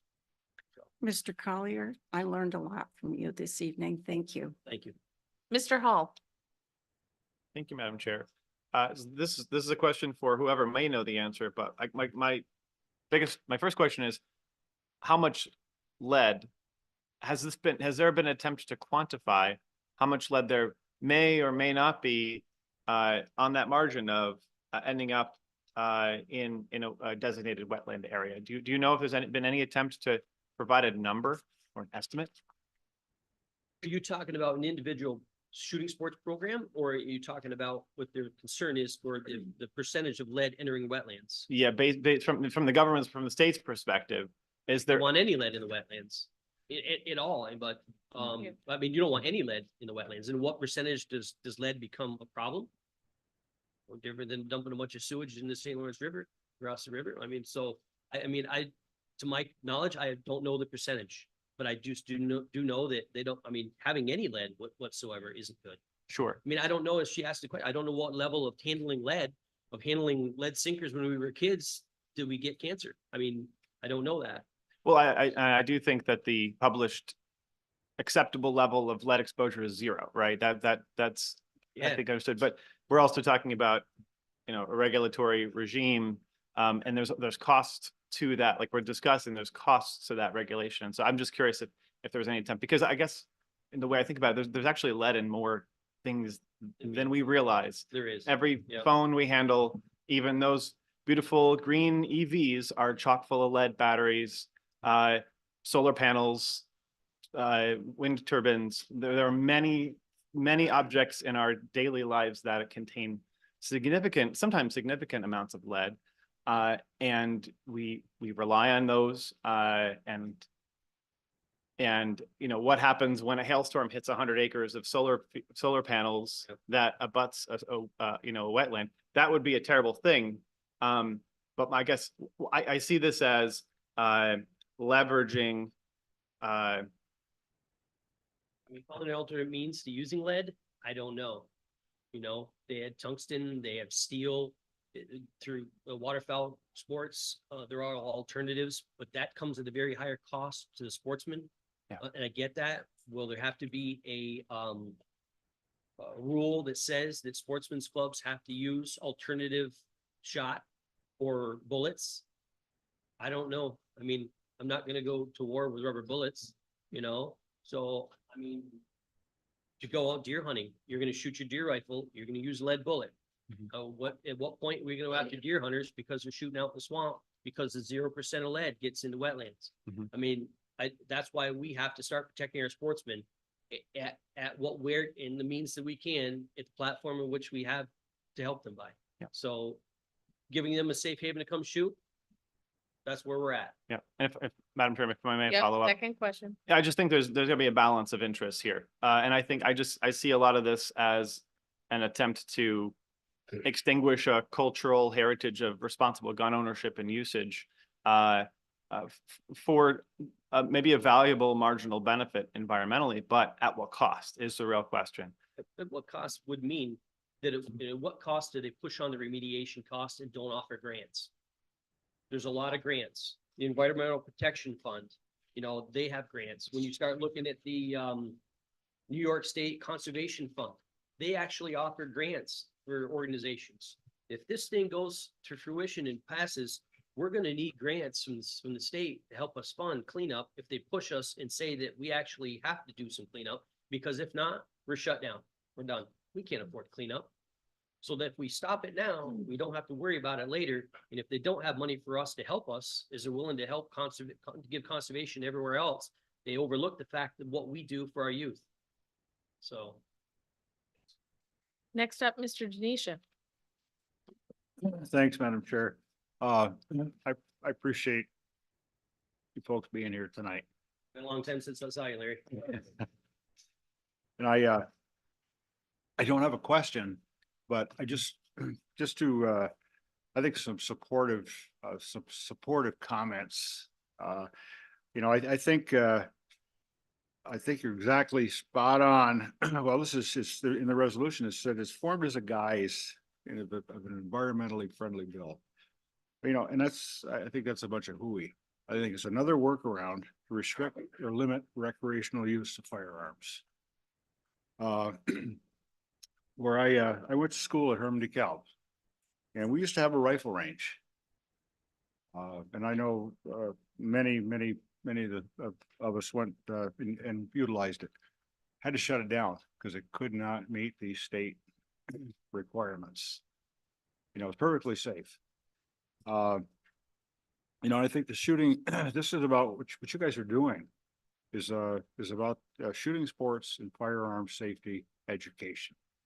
And that's critical. You know, and it's, I think about the steel shot versus the lead shot. You know, if you go out and buy a box of number 4 12 gauge 3-inch in lead, it'll cost you half what steel shot costs. And you already have to you can't use anything but steel on migratory birds. So they've got that covered as far as, but the state, you know, I noticed last fall when if you get the little book when you get your license, you know, the DEC is talked about lead in bullets. There's a little blurb in there I found humorous, and they're asking hunters to after you field dressed a deer, Reclaim the to bullet. reclaim the bullet. Because Even the another field. animal could come along and eat that, excuse me, gut pile and ingest that lead. I mean, it's Ridiculous, because if you don't have shooting ranges to come practice, you're gonna be an awful bad shot, and be a lot of lead in the woods, not. Yeah. Yeah, so I support this 100%. And thank you for bringing it to us. Thank you. Mr. Reagan,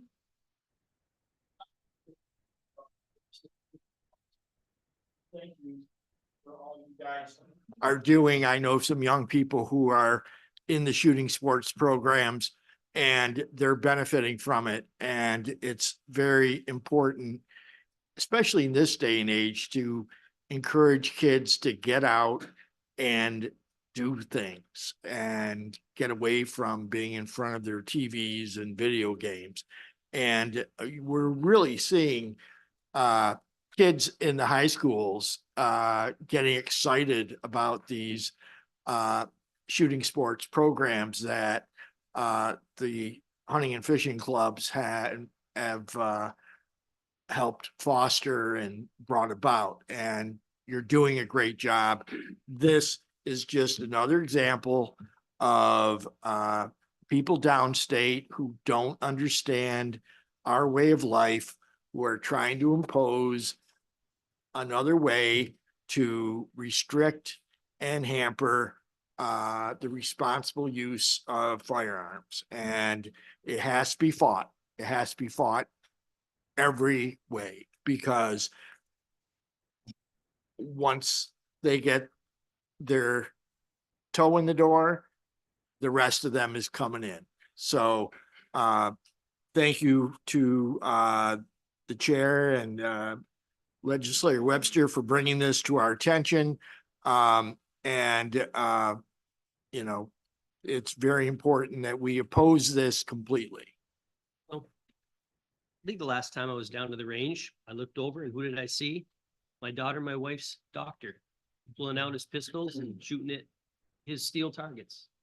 And if our doctor's out there and he's saving lives and he's out there letting off some steam and he has enjoyed doing it, that's just another example of somebody being able to go out there and enjoy doing something that they love to do.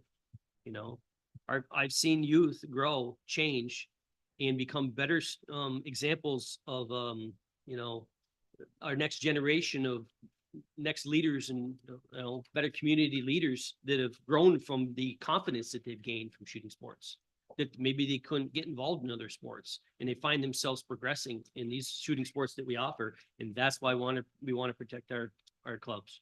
So. thank you. Mr. Webster. First of all, I'd like to thank you guys for donating your time to train and teach our kids gun safety, which God only knows how many lives are saving in the future.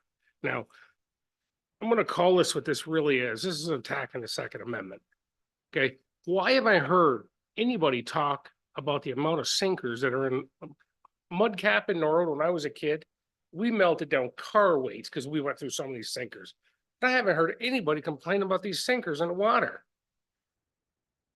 This is exactly what it is. It's attack on the Second Amendment. I can't help but think maybe they should concentrate on the lead paint in some of these houses or some of the other cleanups that need to be done, instead of worrying about a few piles of lead here or there that might have wetlands around it. I appreciate what you guys are doing, and I just would like to see it called what it is. Thank you. Lastly, Mr. Hull. No, you're done. Does anybody else have any other questions they need answered? I have a board of people here basically on the side. Any? Seeing none, all in favor? Point of order. Oops, sorry. Sorry, I don't have questions for the presenter, but can we do floor debate now? Is the presentation piece done? We've got two more people who'd like to speak, if that's time's allotted. Okay, I'll wait till the presentation and then I'll speak once we start debate among legislators. Okay. Yes. Yes, okay. Mr. Ryder, can we give him like I'm Ed Ryder, I'm from Washington. I want to kind of quantify this for you in that, so you kind of know the numbers. Fishing game from Waddington, Messina, Norfolk, Canton, Lisbon, Pearsall, Clifton Pine, Black Lake, Chippewa, Wild Wings, Governor, St. Lawrence Valley, and Clarkson University. Those are the 13 that I know of that are out there in your areas, that this is gonna really impact and stuff like that. Within Messina, like you said, we do the youth hunt. We have the federal government, Border Patrol, Customs, Ret Law, and Officer Saki Police shoot at our facility.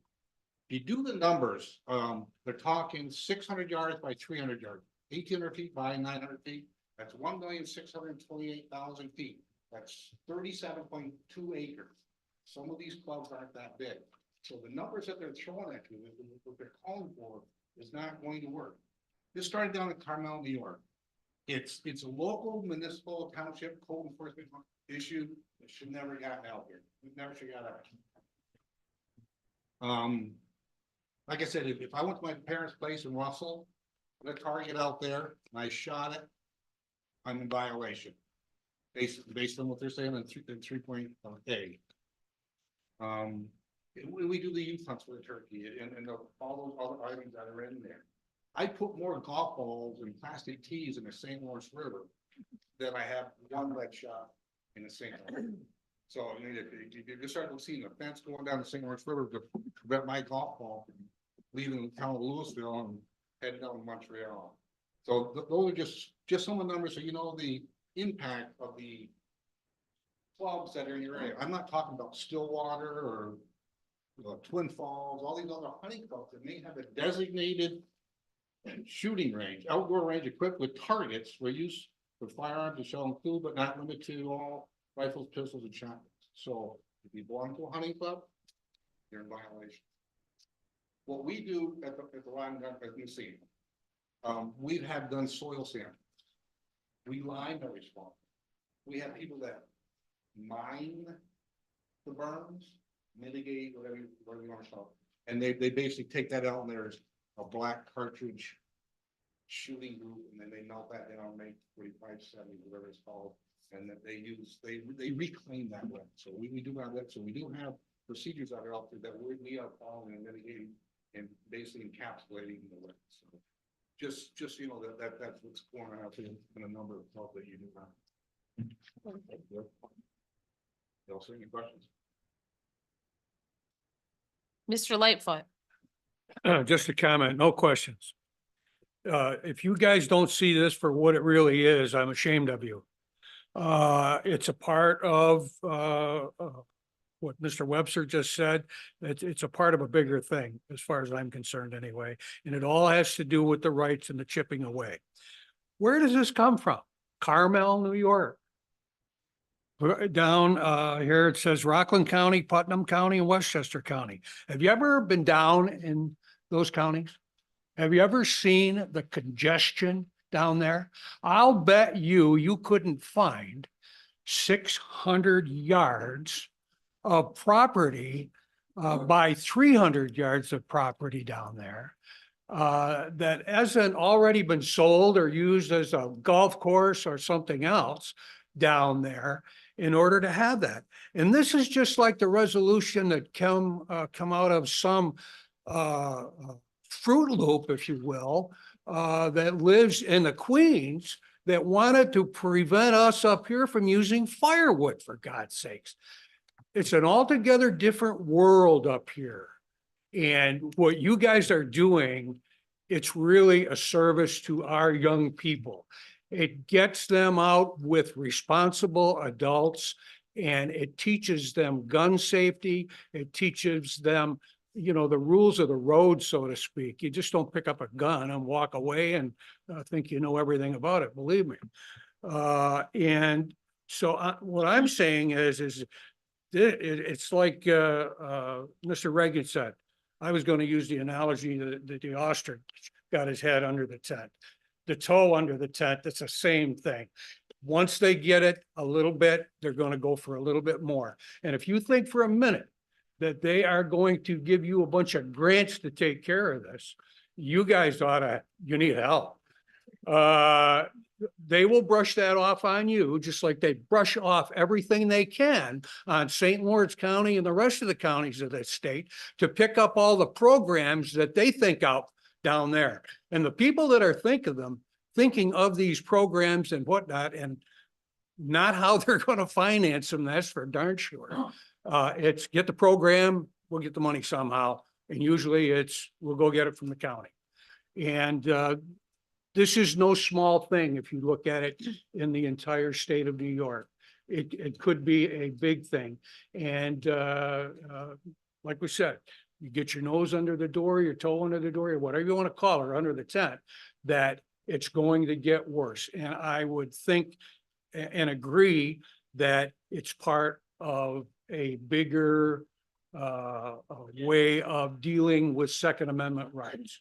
If they can cut this off a little bit here, a little bit there, they're accomplishing something. So. Yeah, I use your range up in Messina every year with Retlaw. And I will tell you, it'd never work up there, would it? With the, I mean, you got a good sized range there, but it ain't no 600 yards, and it's not 300 yards the other way either. So I don't know how Black Lake, for instance, Black Lake doesn't have that kind of space. There's a lot of open land up there that there's nothing on it, but they don't own it. I'm sure that they could probably, come to some sort of an accommodation, but I think it is totally ridiculous. And, I appreciate you folks coming in. We should have more folks like this coming in, speaking to us about what the issues are so that we're better informed about them.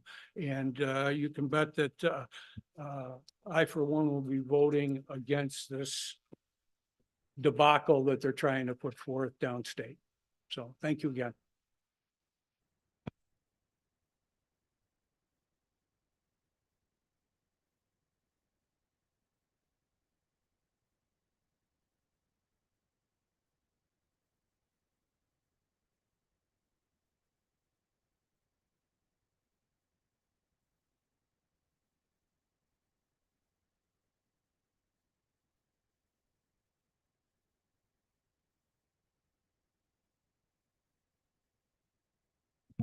Yes, Madam Chair, I request that Mr. Monroe be allowed to speak. Okay, Mr. Monroe? Okay, thank you, sir. I wanted to give you your opportunity. Thank you, Mr. Janisha. Now that everyone has offered that information, is there any discussion on this? Ms. Terminelli? Thank you. And thank you very much for the folks that spoke. It's always fantastic to hear the efforts and the dedication that you have. And I appreciate the education to the youth, especially. I get to hear a report from Lisbon when we get together for our Fisheries Advisory Board meeting. And I'm always just astonished by the number of kids that are involved in the skeet shooting. And so I hope that you guys can continue to grow that program. I know that our Rod and Gun Club's membership is shrinking. It's not what it used to be, for sure. And that you guys are self-sustaining, right? So you're not you're not making money. So it really is dues and when you have social gatherings and things like that that really support the economics of your clubs staying open. So Rita, I'm super thankful that you brought this resolution forward. They had reached out to me from Messina, so I was going to bring it up under new business and was thrilled to see that it was already on here because I also, as soon as they reached out and I opened the bill and I read it, and my frustration also with New York State and for different reasons than most of you, my frustration that, they want to enact legislation that is just an all or nothing oftentimes. And so they, and I'm not going to fault the supporter of the bill that brought it forward. He is the chairman of the Environmental Conservation Committee. That is his job for the people that he represents, to bring bills like this forward. So, he's got a job to do as well. But and the environmental concerns are very, very real. They are very there as well. You know, the runoff in the watershed that then ends up in somebody, oftentimes these rod and gun clubs are kind of out, they're tucked away out a little bit. So, you know, the runoff that ends up in somebody else's well that becomes somebody else's drinking water. So the environmental concerns are definitely there as well. However, those environmental concerns are not there for all rod and gun clubs, right? They're not there for every shooting range that exists. You know, there has to be some kind of data collected. And then if there's a particular range that has an environmental duty, you know, to be stewards of the environment and to not let their impact go beyond their borders, I guess is the best way to put it, then that's where we need to put our efforts. And if it's a shooting range that's not having this impact on neighboring properties, and they're, you know, they already have things in place like lead mitigation, or they are already contained, or they own a lot of property and they don't have neighbors that with drinking water that, you know, abut up against them. So I was very frustrated that once again, New York State just wants to say, nope, these are the things. And you're right, the cost to put some of these in place would be astronomical and definitely would shutter many of our rod and gun clubs. And again, as an educator, I'm going to go back to that education component. They are needed to ensure that our youth have people being responsible and teaching them how to love the land and to hunt appropriately and to be safe and to practice. I mean, my brother and nephew, they are bow and arrow, they are hunters, they hold some New York State records. So I definitely understand that. And then I opened up my packet and I read the resolution and got to that fifth whereas, and I rolled my eyes and thought, of course, whoever brought this resolution forward is going to take something that I was so extremely behind, and I was ready to advocate for the rod and gun clubs and ready to push back on New York for implementing something all or nothing without any kind of data collection in place, because of course we have to make it political and make it about, I mean, it stated, while formed in the guise of an environmentally friendly bill. I don't know, I guess my assumption that somebody was in the room when the bill was written and knew the intent of it. So once again, something that I was so ready to get behind and advocate for our rod and gun clubs and for all of the shooting ranges, and say, New York State, you've got to stop just sledgehammering stuff down on people, because it has an impact, right? Easy enough to write a bill, but it has an impact. And so then we put this verbiage in here. And so once again, I have to say that unless we can amend this resolution to make it not political, I am not going to support this. And it has nothing to do, you've got my voice, I'd be a big voice. But I can't support it when we make it political.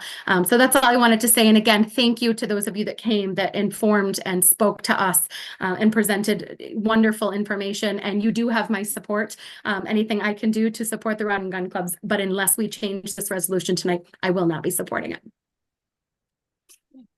Mr. Hall, you had your hand up next. Thank you, Madam Chair. This is a question for Mr. Button, if I may. Yes, Mr. Button, go ahead. Mr. Button, being the expert of all areas of law, as we all know you are, there's no shadow in your knowledge of the body of law. As an environmental law expert, isn't it all, I would assume it's already against the law to say dump a bunch of lead in a wetland, whether it's private property or public, you know, property. I would think that there is already there are already laws in the books regulating the dumping of lead in those protected areas. If you do know, as I know you do, could you frame that for us if you can? I appreciate what I'll take to be compliments. I actually do know. I will tell you that we have come across this issue as a result of the environmental cleanups that we've had with a number of our properties. Embedded in the navigation law is not only provisions related to petroleum-based contamination, but also what constitutes solid waste. And solid waste could be particulate matter that could include chemical contaminants or include runoff from various elements that have been identified to be harmful or toxic to the environment, lead being one of them. So you are correct elevated levels of lead found in soil will actually constitute what would be a prohibited or I don't necessarily want to say prohibited. That's probably an appropriate term. It would constitute a liability for the property owner that would require the property owner to assume the responsibility of removal of that toxic level and to return the soil samples to the state in which they are below those minimal standards as established by the DEC. If I may follow the question to the county attorney. So given that, if the state's true motive is to reduce the contamination of wetlands due to lead, wouldn't it be already a valid pathway to pursue property owners, whether they're rod and gun clubs or skeet ranges or whatever, to pursue the offenders of current environmental law, instead of introducing broad brushstroke new regulation that we're discussing tonight? I'm actually familiar with this bill. This bill actually was introduced in committee on one house. It has not had a same as introduced in the other house. That was referred to the environmental committee, and I don't believe that it has moved beyond in that singular house. I strongly suspect that the reason why that has occurred is for the very reason that you have identified. There may be a secondary piece of statute that already addresses the contamination component. And so it has been referred to committee in order to determine whether or not it is superfluous in its own form. I don't know of a secondary sponsor in the secondary house to actually carry it at the moment, but this is to a certain degree speculation on my part. Next up was Mr. Lightfoot, then Mr. Reagan. Mr. Lightfoot passes, Mr. Reagan. Madam Chair, could we add in the final, be it further resolved that certified copies of this resolution be forwarded to the governor, et cetera, and the members of the Senate Environmental Conservation Committee? I think that we constantly make the mistake of sending these resolutions to the people who already agree with them. I know the senators listed here, and some people listed here, and they are just as strongly supportive of everything that's been said tonight as any of us. It's the people downstate. It's the people elsewhere who are the problem. And lobbying is a wonderful thing, but too often it's wasted on people who only agree with us. And we need to think about, as someone who worked for the state legislature, it always seemed strange to me when people would launch a letter writing campaign to my boss, Senator Ritchie, when they already knew that she agreed with them 100% on the point. And when I would tell them, why don't you send it to the people who don't agree with Senator Ritchie, they would look at me completely baffled and confused as to why that might be a more effective use of their time. But I think it's a more effective use of our time. And if there's no objections from the sponsors, I would like to ask if we can make that friendly amendment and add that. Glenn and I are agreeable. Yep. Thank you. Okay. Now, next was Mr. Denisha, who had his hand up. No? You had your hand up for a second. Oh, never mind. Mr. Smithers, last Yeah. call. I have some concerns with this also in that I would agree that there has been considerable concern over the contamination of lead in the environment. We used to hunt ducks back a long time ago, my father and myself and some other family members and relatives, and that was a great sport. And I certainly wouldn't want to diminish that, but we had to start buying a different kind of shot other than lead because they didn't want the lead going into the water. I can't believe that it's currently permissible to have lead shot over water, whether it's for ducks or skeet. So I would think that's certainly a valid concern. In lead seeping into any kind of groundwater. I would agree that I don't necessarily think this is an attack on the Second Amendment. Perhaps it could be, but I'm going to give the sponsor a benefit of the doubt. The reason being we've had to buy steel and another kind of wheel weight with another kind of material because lead has been banned in putting on wheel weights for goodness a number of years because of the concern over the environmental contamination due to wheel weights dropping off people's vehicles as they went down the road. So I would think that it would be more acceptable if we would strike the fifth whereas. And so I would make that motion right now to strike that fifth whereas. Is there a second? Mrs. Haggard and Ms. Terminelli. Okay, and Mr. Hall, you're also a striker? Okay. Let that be noted. So next, does anybody want to discuss striking the fifth? Mrs. Haggard. Thank you, Madam Chair. In spirit of bipartisanship, it will not materially change the resolution. It doesn't change what we're asking for. And I would suggest in order to incorporate people, particularly myself, who don't usually vote for these things, but would like to, that we pass the amendment. Thank you. Mr. Hall, you wanted to say something? Thank you, Madam Chair. Yeah, I think there's value in unanimity and us if it's achievable for our board to provide a unified voice. I think it would be valuable. If we're gonna, if as Mr. Reagan suggested, send this to members of the Environmental Protection Committee. I think seeing a unanimous vote from this board would be more valuable. It would be it'd be a more compelling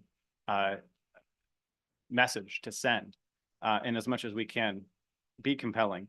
I agree with the fifth whereas. I think it's right on point, but it doesn't actually strike to the heart of our intention with this resolution. It doesn't change the veracity of what we're claiming. And I think if we can win on this, then we will be protecting the Second Amendment. And I'm all about winning on these issues. So I think striking it is a pragmatic decision. If it gets us to a unified vote, I think it's overall a win. Ms. Terminelli had her hand up next. He just took every word out of my mouth, so I'll not speak. Perfect. Next up, Mr. Webster. We're not saying we want to put lead in water. What we're saying is stop trying to limit the Second Amendment. So I want to see it stay in. We want to send a message that stop treading on our rights. If you have a bill, pass a bill, but quit trying to hide it in something like this. Okay, so roll call vote on who wants to wait, Mrs. Terminelli. Now she wants to talk. Sorry, can't help myself, and I know that I should not probably be speaking to a legislator out of turn, but if that is your intent, then bring a resolution that states that forward and do not use these resolutions and get folks in that room here with false pretense. Again, we would love to be a unanimous front that sends this forward in a bipartisan effort. And if you have other resolutions you'd like to bring forward about the Second Amendment, go right ahead and do it. But pick one or the other and don't, I mean, it is what it is. Are we worried about the rod and gun clubs and the lead, or are we really just masking it? We're worried about the rod and gun clubs, but in the process, like if they were the basketball and sneaker club, we probably wouldn't be talking about this, right? They could have lead wherever they wanted. Mr. Webster, We did bring a resolution forward and here it is. thank you. Yes. Well, wait, somebody's gotta recognize him. Okay, Mr. Denisha requests to recognize Mr. Collar's answer. Please. So I think the talk about the focus on sporting clubs and shooting ranges is within our focus as to, I'll ask Mr. Button the question because of his legal knowledge. I don't think you can. I address can't? it. Fine, No, fine. you can't. Oh, in Just- general then, to the committee. So junkyards, leads on tires. Is there rules out there saying that a junkyard can't have lead in their old junkyard tires next to wetlands? I mean, is there a scrapyard that down in the swamp, like we know some are? Is there any guidelines that say they need to remediate and clean up within a certain distance, a certain 0% level? Why is it just sporting ranges right now? That's my question I have as part of this bill. It's not just the fact that we're trying to go after, and in some terms, use the Second Amendment is our motivation. It's not. It's why shooting ranges and not why the whole focus on lead in general, everywhere in which it can contaminate. And those are such as junkyards and other places that are just for years and years have all that lead there that hasn't been cleaned up, or even present junkyards that have everything from, as you said, cell phones, every product in it, everything that we get thrown away as throwaway products nowadays has that junk in it that is in, near, and around wetlands because of their proximity. So we are asking about why you're going after just shooting ranges if your concern is a contamination of lead in the wetlands and runoff. Thank you. Okay.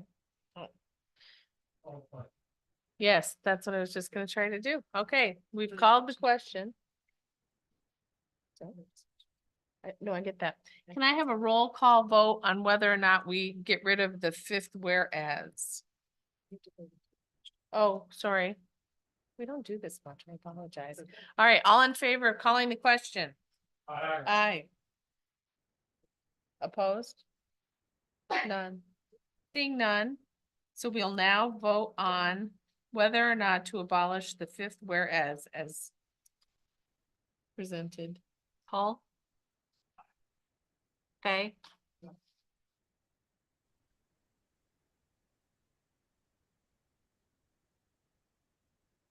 Haggard? Yes. Webster? Burke? Jeanette? Carminelli? Just so everybody knows, your votes are not heard on the YouTube. We can't hear them if you turn your mics on, but mine would be a yes. Curran? No. Reagan? Yes. Foresight? No. Lightfoot? No. Sheridan? No. Smithers? Yes. Denisha? No. Perkins? No. 7 yes, 8 no. So back to the original resolution. Can we have a roll call vote?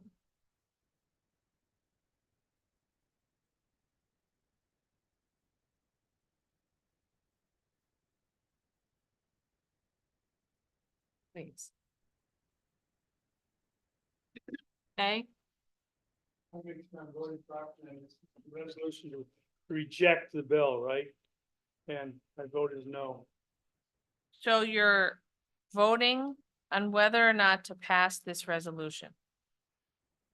As is. Okay, excuse me, I'm voting yes. Okay. Haggard? Webster? Yes. Burke? Yes. Jeanette? Aye. Terminelli? No. Curran? Yes. Reagan? Foresight? Yes. Lightfoot? Yes. Sheridan? Yes. Smithers? Yes. Denisha? Yes. Perkins? Yeah. Paul? Aye. 13 yes, 2 no. Resolution carries. Thank you for the spirited debate. Mr. Denisha, this next one is you. It's gonna be an easy one. Madam Chair, I offer a resolution setting a date for a public hearing on proposed local law C number to be determined for the year 2024. Local law of the County of St. Lawrence imposing the wireless communications surcharges pursuant to the authority of tax law, section 186-G. Move for its adoption. By Mr. Forsythe, seconded by Mr. Perkins. Any questions or discussion regarding Mr. Denisha? Yeah, brief discussion. I think we first brought this resolution forward, I think maybe in 2016, somewhere around in there. And, but it was, felt with with all the, the expenses with EMS, that, and there are only 2 counties in New York State that don't, impose a surcharge on cell phones. St. Lawrence County and Hamilton County. And I don't believe that Hamilton County has an EMS unit. So I think I think would get us in line. It's every other county is $1.20, and New York State just or excuse me, St. Lawrence County just charges the or is users are just charged the New York State surcharge only of 90 cents. So this would be an additional 30 cents. Okay. Mr. Burke was next, question wise. But it's not so much a question, it's a statement. It's a new tax. Any way you look at it, it's a new tax. When we decided to pave additional miles of roads, we didn't have a bottle drive to fund it. We didn't ask our taxpayers to pay more. We took it out of our reserves. I don't question that public safety is critical, but I do question the value in raising taxes to do that. We're not poor. Why are we asking our taxpayers to foot up more money in the form of an additional tax?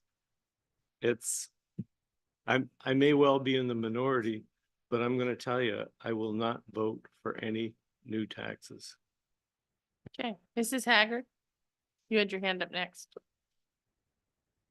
I'll pass. Thank you. Okay, anybody else? Mr. Forsythe? Actually, I think it goes back to 2009 was the first time that this came up. And I voted to support it, and I took a bashing that it is a new tax. You're right. If you can show me where it's going to be applied, this is just for the public hearing, and I'll be glad to vote to support the public hearing. But I want to know where this money's going and what it's going to be utilized for. I would call it a user fee or a new tax. But until I know where the money's going to be expended, I would not support it. Anybody else that wants to talk about the public hearing? Mr. Lightfoot? I had a conversation here a short time ago with a person in this room, and it had to do with this very thought. And you and I plead guilty. I'm the one that thought of this here several months ago. And the discussion sort of went, Joe, don't you think it might be a bad time to bring a resolution enacting a new tax at this time? And I had to agree with who I was talking to that, yes, it is. Mhm. I would favor it if it were dedicated to, and I'm assuming that that's the thrust of this, dedicated to emergency services and the service that emergency services provides. In addition to that, the services that are, as the state loves to mandate, we're going to get mandated, I would venture a guess, to be dealing in a different way with EMS than we are today. And that is going to take a lot of more money than this particular tax is going to bring in. So as it stands right now, I can't go back on what I really felt. And that was, this is a bad time. I will not be voting for it. Okay. Mr. Hall? Thank you, Madam Chair. As a preface, I think to Mr. Lightfoot's point, the language does restrict the use of the revenue raised to those uses. I think there's a context for that. But my general thought, I'm very hesitant to support any new tax. Just because Governor Hochul says we can, and just because most other New York State counties do it, is not a valid justification in my eyes. I am a conservative, and you'd have to convince me that there is a compelling reason to exercise the powers of the state I mean, generally the local government to take money out of people's pockets.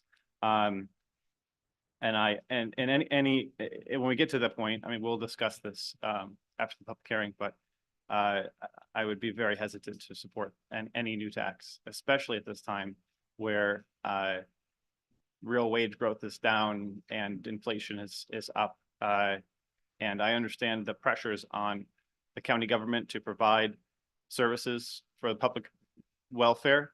And we need to be responsible about how we do that. But I also think we need to be very circumspect in any consideration of any new law, any tax. Thank you. Okay, so Mr. Reagan, you've not spoken yet. Go ahead. Thank you, Madam Chair. I have made up my mind on this. I'd like to see a breakdown on how much money it would generate and what the money would be used for. But I would also point out that it's a user fee, and it would also help generate revenue from people who are not paying property taxes, but do use the services. And, you know, a lot of, programs like, for example, the water and sewer rates, one of the advantages of them is they're collected from people who don't necessarily always pay property tax. And, I think that it's important for us to get a good handle on how we would use this money, how this would benefit the people of the county, how this would allow us to expand our services to the people of the county in terms of emergency services. And while also providing some relief for our property taxpayers who are struggling to pay their tax bills. Anybody hasn't spoken yet? All right, Mrs. Haggard, you wanted another? This discussion, thank you, Madam Chair. This discussion is on setting the date. Right. correct? And we can debate this. Right. Okay. Yep. That's all. Okay. So no other questions. All in favor of setting a date for the public hearing? Roll call, please. Ms. Kelly, as requested by Mr. Sheridan.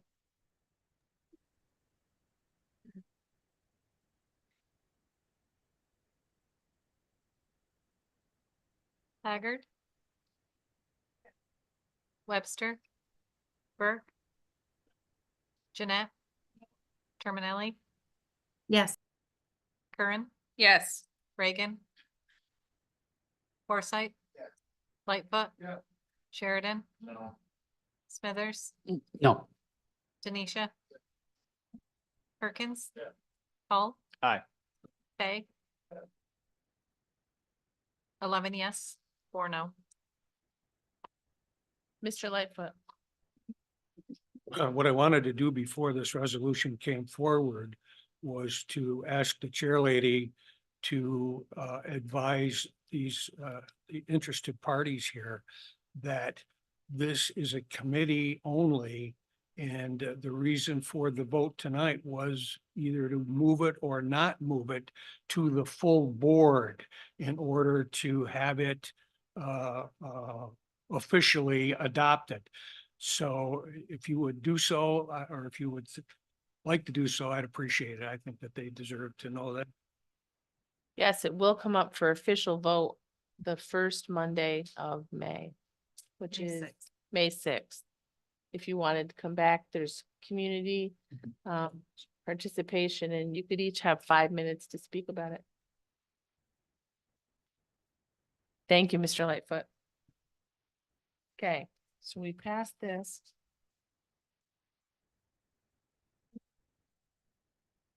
We are on to these following resolutions were NISAC resolutions that I'm going to read to you, and then we can vote on them as a group. And thank you, Mr. Denisha.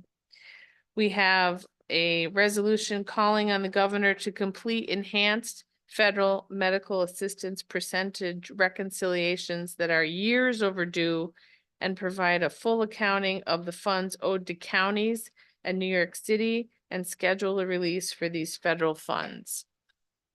We then have a resolution that they passed supporting an extension on the allowing school psychologists to provide services in early intervention. A third resolution calling on the state to increase the salary cap for retired public, I'm sorry.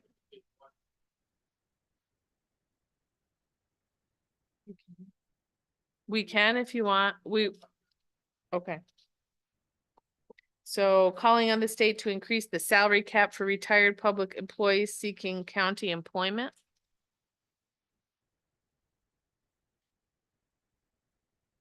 Another resolution calling on the state to fully reimburse counties for the district attorney's salary increases that are set and controlled by the state.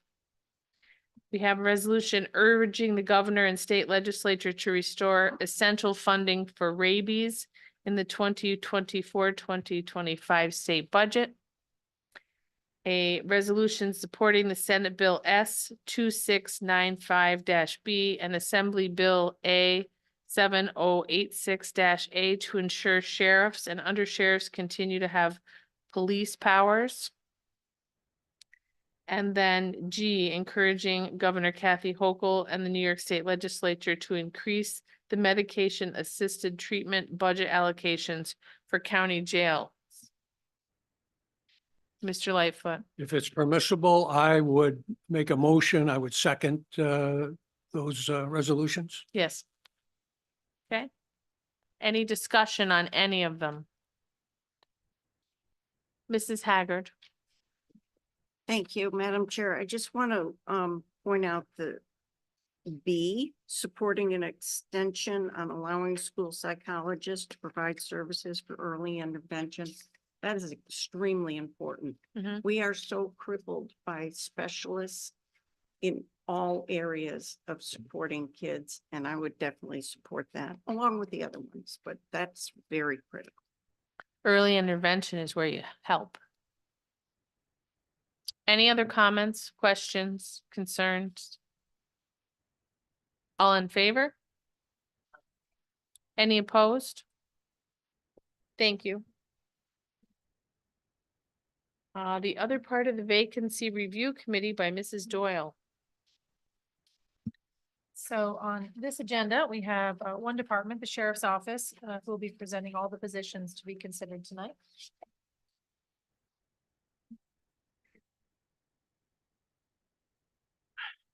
Again, good evening.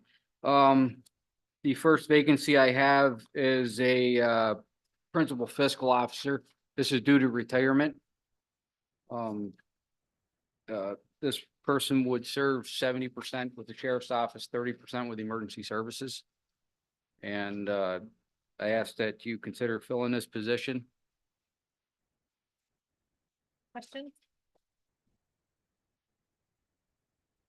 So this is one of the positions that the board's provided some latitude where we can create temporary positions prior to the retirement and move someone into that. We actually were fortunate in this situation. The sheriff's hired an internal fiscally trained person to take over.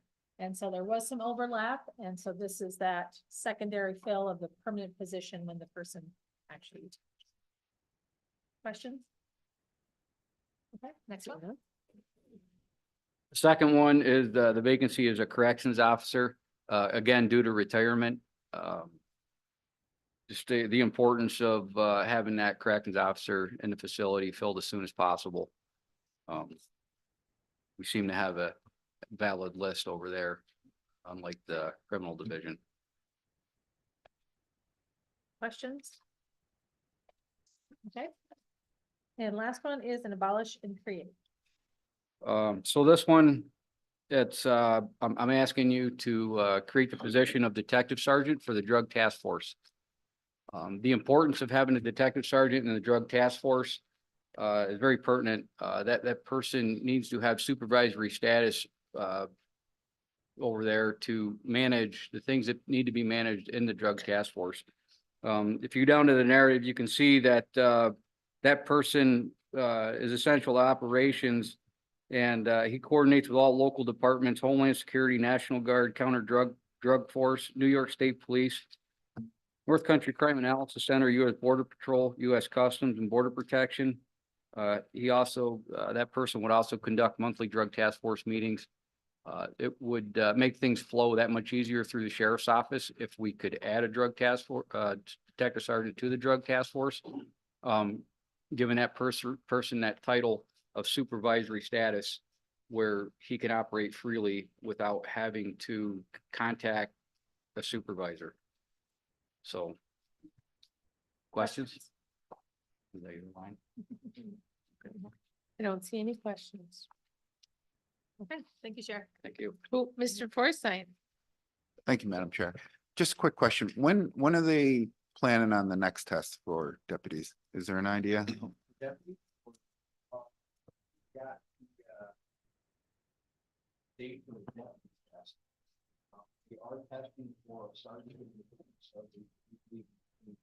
Okay, but aren't you still down a couple deputies? Yeah, so we gotta, and there's none to pull from, right? Or- Okay.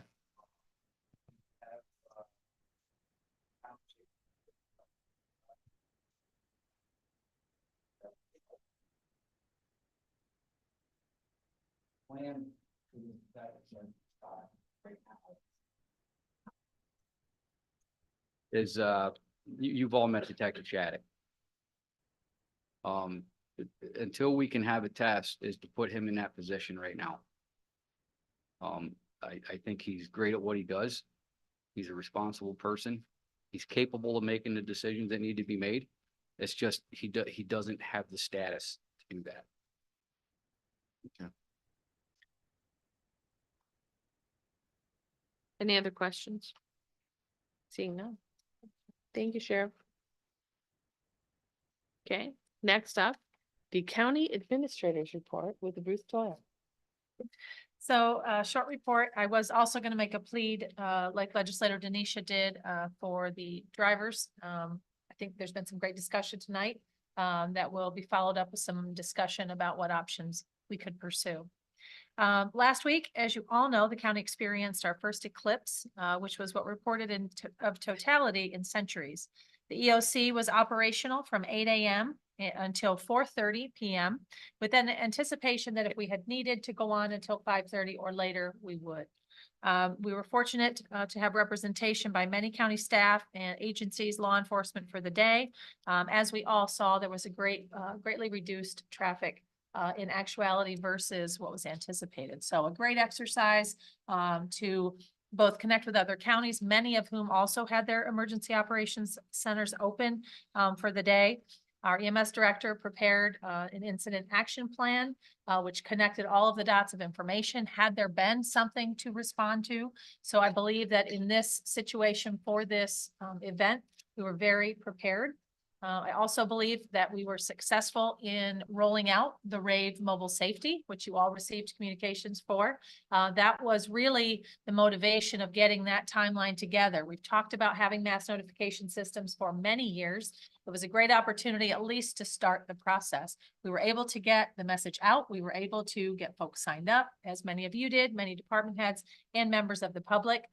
It is our anticipation now to begin creating the group. So we would like to have a group for county employees. We'd like to have a group for the public, for certain types of folks that information can be pushed out to in any situation that can go on in an ongoing fashion. And then, of course, we have the federal certification now for iPause, which will allow us to push to devices whether folks are signed up or not.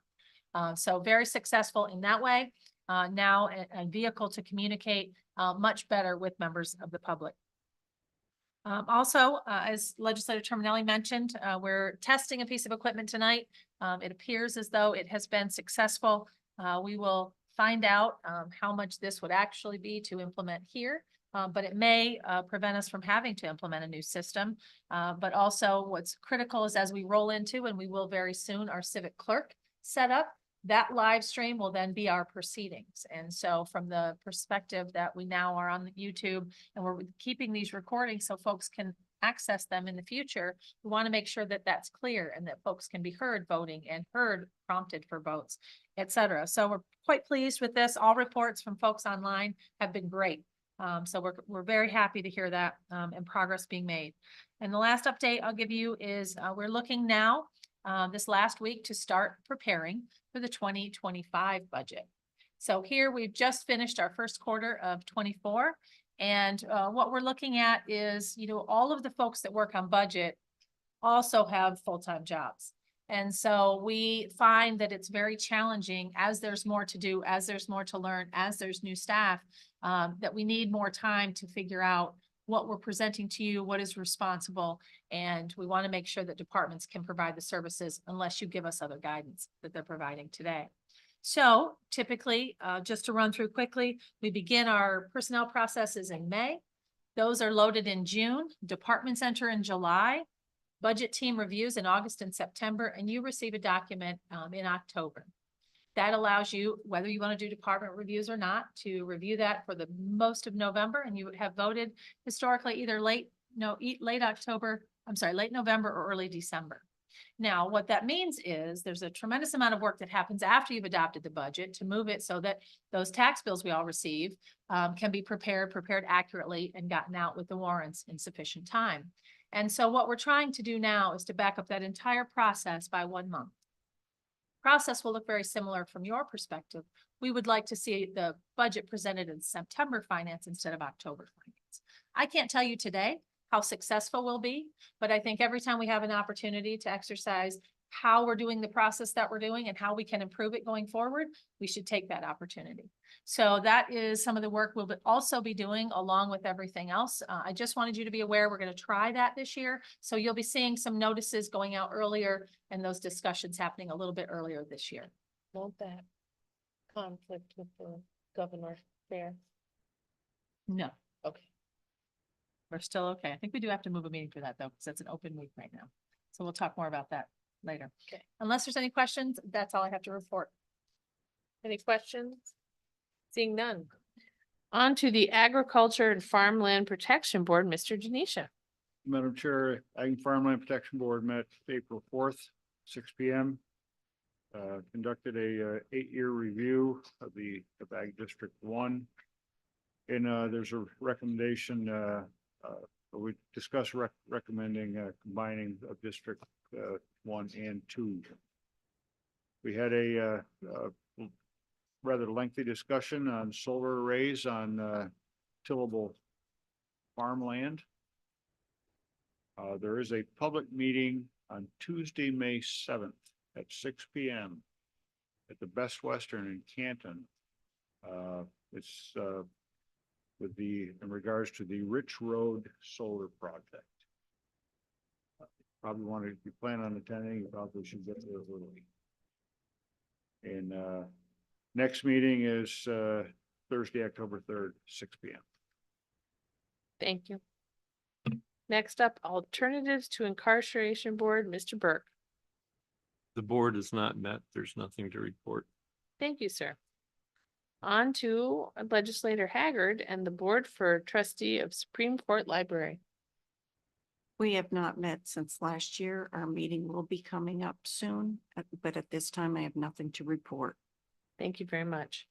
The Emergency Medical Services Advisory Board met a couple of Tuesdays ago. We had a quorum. We discussed the problems that we're having getting ambulances out to answer 911 calls. We discussed the problems that we're having getting ambulances out to answer transportation calls. The difference, I guess, is something that not everybody understands. They wanted us to make clear in this report that when 911 is called, a ambulance is dispatched to the medical scene or emergency or accident or whatever happens. And that is the 911 side, the immediate care that's going on in the community when someone's sick, injured in a car accident, there's a fire, something like that. And then there's the other part of transportation that ambulances get involved in, which is literally the inter-facility transport system. Now that happens when you have been taken to the hospital, have something that we cannot fix in this county, and you need to go to a tertiary care place. That includes pediatric surgeries, people who need surgeries on their heart, anybody that needs an ERCP because their gallbladder, the common bile duct, has a stone in it and that's blocked, which can kill you, by the way. Anybody who needs a specialized surgery, if you need anything, that all goes to different counties, different areas of the state, depending on bed availability. You could go anywhere from Rochester to, we've sent people to Staten Island. And that is a separate part of what EMS does. Then you're calling around because it's not sent out by dispatch. You literally are calling agency by agency, trying to figure out who's going to take this person. Sometimes people have to go out on a fixed wing or a helicopter, depending on the urgency. But that's all the problems with emergency transports. And even if somebody goes from, say, Canton Potsdam Hospital to the airport to get on a fixed wing, you have to have an EMS crew that is willing to take that person from the hospital over to the airplane. When you have a neonate, that young baby that's born that is medically unstable that has to go to Syracuse, we don't have any specialized pediatric people that transport out of here. Those people need to be scooped up by a team that comes from Syracuse. Usually that's an ambulance service that comes from Syracuse with either upstate pediatrics, depending on the age, or the Krause NICU, because upstate doesn't have a NICU.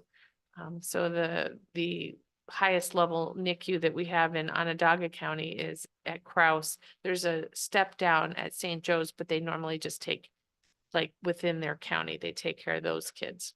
So I think that part of what everybody wanted to get across to all the legislators is that EMS is not just the 911 calls we can't get out to. The other part of the EMS problem is we can't get interfacility transports out either. We have a list sometimes days long that people wait for transport to specialty services. Part of why I think people were interested in talking about how would we ever fund emergency services is that I can't imagine the amount of money that we could have to put into it if the voluntary efforts that we have now and all the different agencies that do partial volunteer, partial paid, closed their doors. I saw an article in the paper and it was just the headline about how Messina, the village of Messina, feels that having an ambulance service of their own is getting too expensive. You know, what would we do if something happened that they decided tomorrow that they're not going to fund that agency anymore? It covers a lot of territory and we don't really have a plan on how we would pay for that. I think that that's part of why we decided to talk about that. But EMS really, the board really wanted the legislators to understand that it's not just the 911 calls going unanswered. It is the length of time people are sitting in hospital beds waiting for somebody to come get them to take them to that next level of care. And that is something that is growing longer to wait to get out of this county, then it's becoming a more emergent issue, even than people not getting out to go to the 911 calls, because the bell rings, people's pagers go off, and they're, out the door to help their neighbor in need. And they have no problem with that. You have fewer people who sign up to get up in the middle of the night and take somebody from here to Albany and back. And there's something called wall time. They also wanted people to understand. I drive the ambulance down to Albany Medical. They say, go stand in Bay 5. The nurses will be with you. And it might be 3 hours before the nurses take my report, take my patient, and I get to turn my rig around and drive 5 hours back from Albany. Many times we send the same crew to Syracuse 3 times in the same day, just to be able to get people out of here. And that is what EMS wanted you to know, is that EMS is in a mess in terms of recruitment, in terms of retention, in terms of being able to get people to trainings. Trainings are more expensive. They take longer to do than they ever have. There's no reimbursement most of the time for some of these trainings. Some the ambulance service gets reimbursed for, not all. And then, of course, the people have to take unpaid time to go to these trainings. And there's fewer and fewer people in this economy that can afford to take 7 days off and go to a training symposium and spend 50 hours in a week getting the training that they need to be able to have these certificates that they then make $17 or $18 an hour to go do. So that's the information they wanted you to know. Any questions? Seeing none, on to the Environmental Management Council with Ms. Terminelli. Thank you. We met last on March 20th. We started with an election of officers. So the slate of officers that were elected by the EMC were Sue Rao will remain on as chair, Brian Washburn as vice chair, and then Neil Woodward was elected as the secretary. We were also joined by Mike Weaver, that's interested in becoming a new member of the EMC, along with Randy Young, our DEC representative. We had some great discussion about the solar eclipse and messaging. They were, concerned about if there was messaging out there that people were aware of about the concerns of viewing the solar eclipse as far as vision things that could come out of it. So I, right after the meeting, reached out immediately to Carly Zimmerman, our interim director of public health, and she shared back with me the efforts that the county had made, but then also she had mentioned they sent out messaging to Office for the Aging to make sure that, that our elderly folks knew how to view as well. And she shared that flyer with me so it could be circulated to school districts as well. So I was very thankful for her immediate response to that. Little bit of discussion about air products. There was a public hearing, about 100 people in attendance for it. There were questions asked and they were answered, and currently permits are being submitted for the discharge. A little bit of conversation about the temperature of the water when it returns, the runoff water, the clean water, I guess we should say when it's returned back to the river, and if that would disrupt the fishery. And it seems that that's not the case. Randy talked a little bit about invasives and some current initiatives in and around wildlife management. Again, kind of circling back to some of the newer ones that are on our list to be watching for. And again, to, making sure that people are using the IMAP invasives if they come across them. We talked about an initiative moving forward of creating a directory, I guess, we would call it, to put together a list of environmental groups, just almost like a sharing board, so that people knew the resources that were available in conversations and concerns that other groups were having, updates to the website and Facebook page. The EMC is going to be partnering and helping out with the trash dash that's coming up. And then Sam shared with us the solar development mapping tool so that the committee was able to see how that worked, what it looks like when somebody goes on to the website. And just the EMC provided some feedback, just some of the pros and cons that they noticed as they continue to refine that tool to make it useful. And our next meeting is on Wednesday. Thank you, Legislator Terminelli. Does anyone have any questions? Seeing none, we'll move on to the Fire Advisory Board with Mr. Janisha. Madam Chair, as I promised last month, I have a report, but the Fire Advisory Board meeting was canceled. So, but we do have one scheduled for Thursday, April 18th at 6 p.m. Good job. No guarantees it'll have a report, but Thank you. On to the Jury Board with Mr. Sheridan. Thank you, Madam Chairman. The jury board is not met. Thank you, sir. Next up, the Planning Board with Mr. Fay. Mr. Fay, how are you? Very good. I was unable to attend the April meeting. Our next meeting will be the second Thursday of May, and at our operation meeting in the month of May, I will report the April and May meetings. Thank you. Good job. Thank you. Any old business? Seeing, oh, Mr. Brangan, old business? Yeah, Madam Chair, the earlier when we were talking about ticks, I had suggested that the county administrator look into it. While as the meeting progressed, I was thinking about how, we really don't need another government program. What we need is a way to educate our agricultural community about, Guinea hens, the benefits of selling the guinea hens to individuals who have property and who want to reduce their tick population. I don't pretend to be an expert on this whole subject. But if we could look into it and see if there's a way to help encourage our landowners to voluntarily reduce their ticket population and the dangers associated with them, I think that would be beneficial. Thank you, Mr. Reagan. Since I first ran for this office, one of the things that I was interested in is deploying guinea hens to reduce ticks, no lie. Thank you. Anybody else? Mr. Forsythe?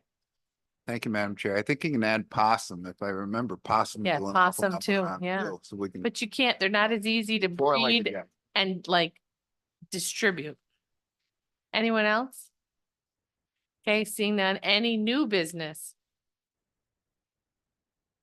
Okay. Now we go on to, do we have the need for executive session? We do for litigation, negotiations, personnel, which is the medical, financial credit, or employment history of a particular person or corporation, or matters leading to the appointment, employment, promotion, demotion, discipline, suspension, dismissal, or removal of a particular person or corporation, and one appointment. Thank you very much. Motion to go in, Mr. Forsythe, seconded by Mr. Ray. All in favor?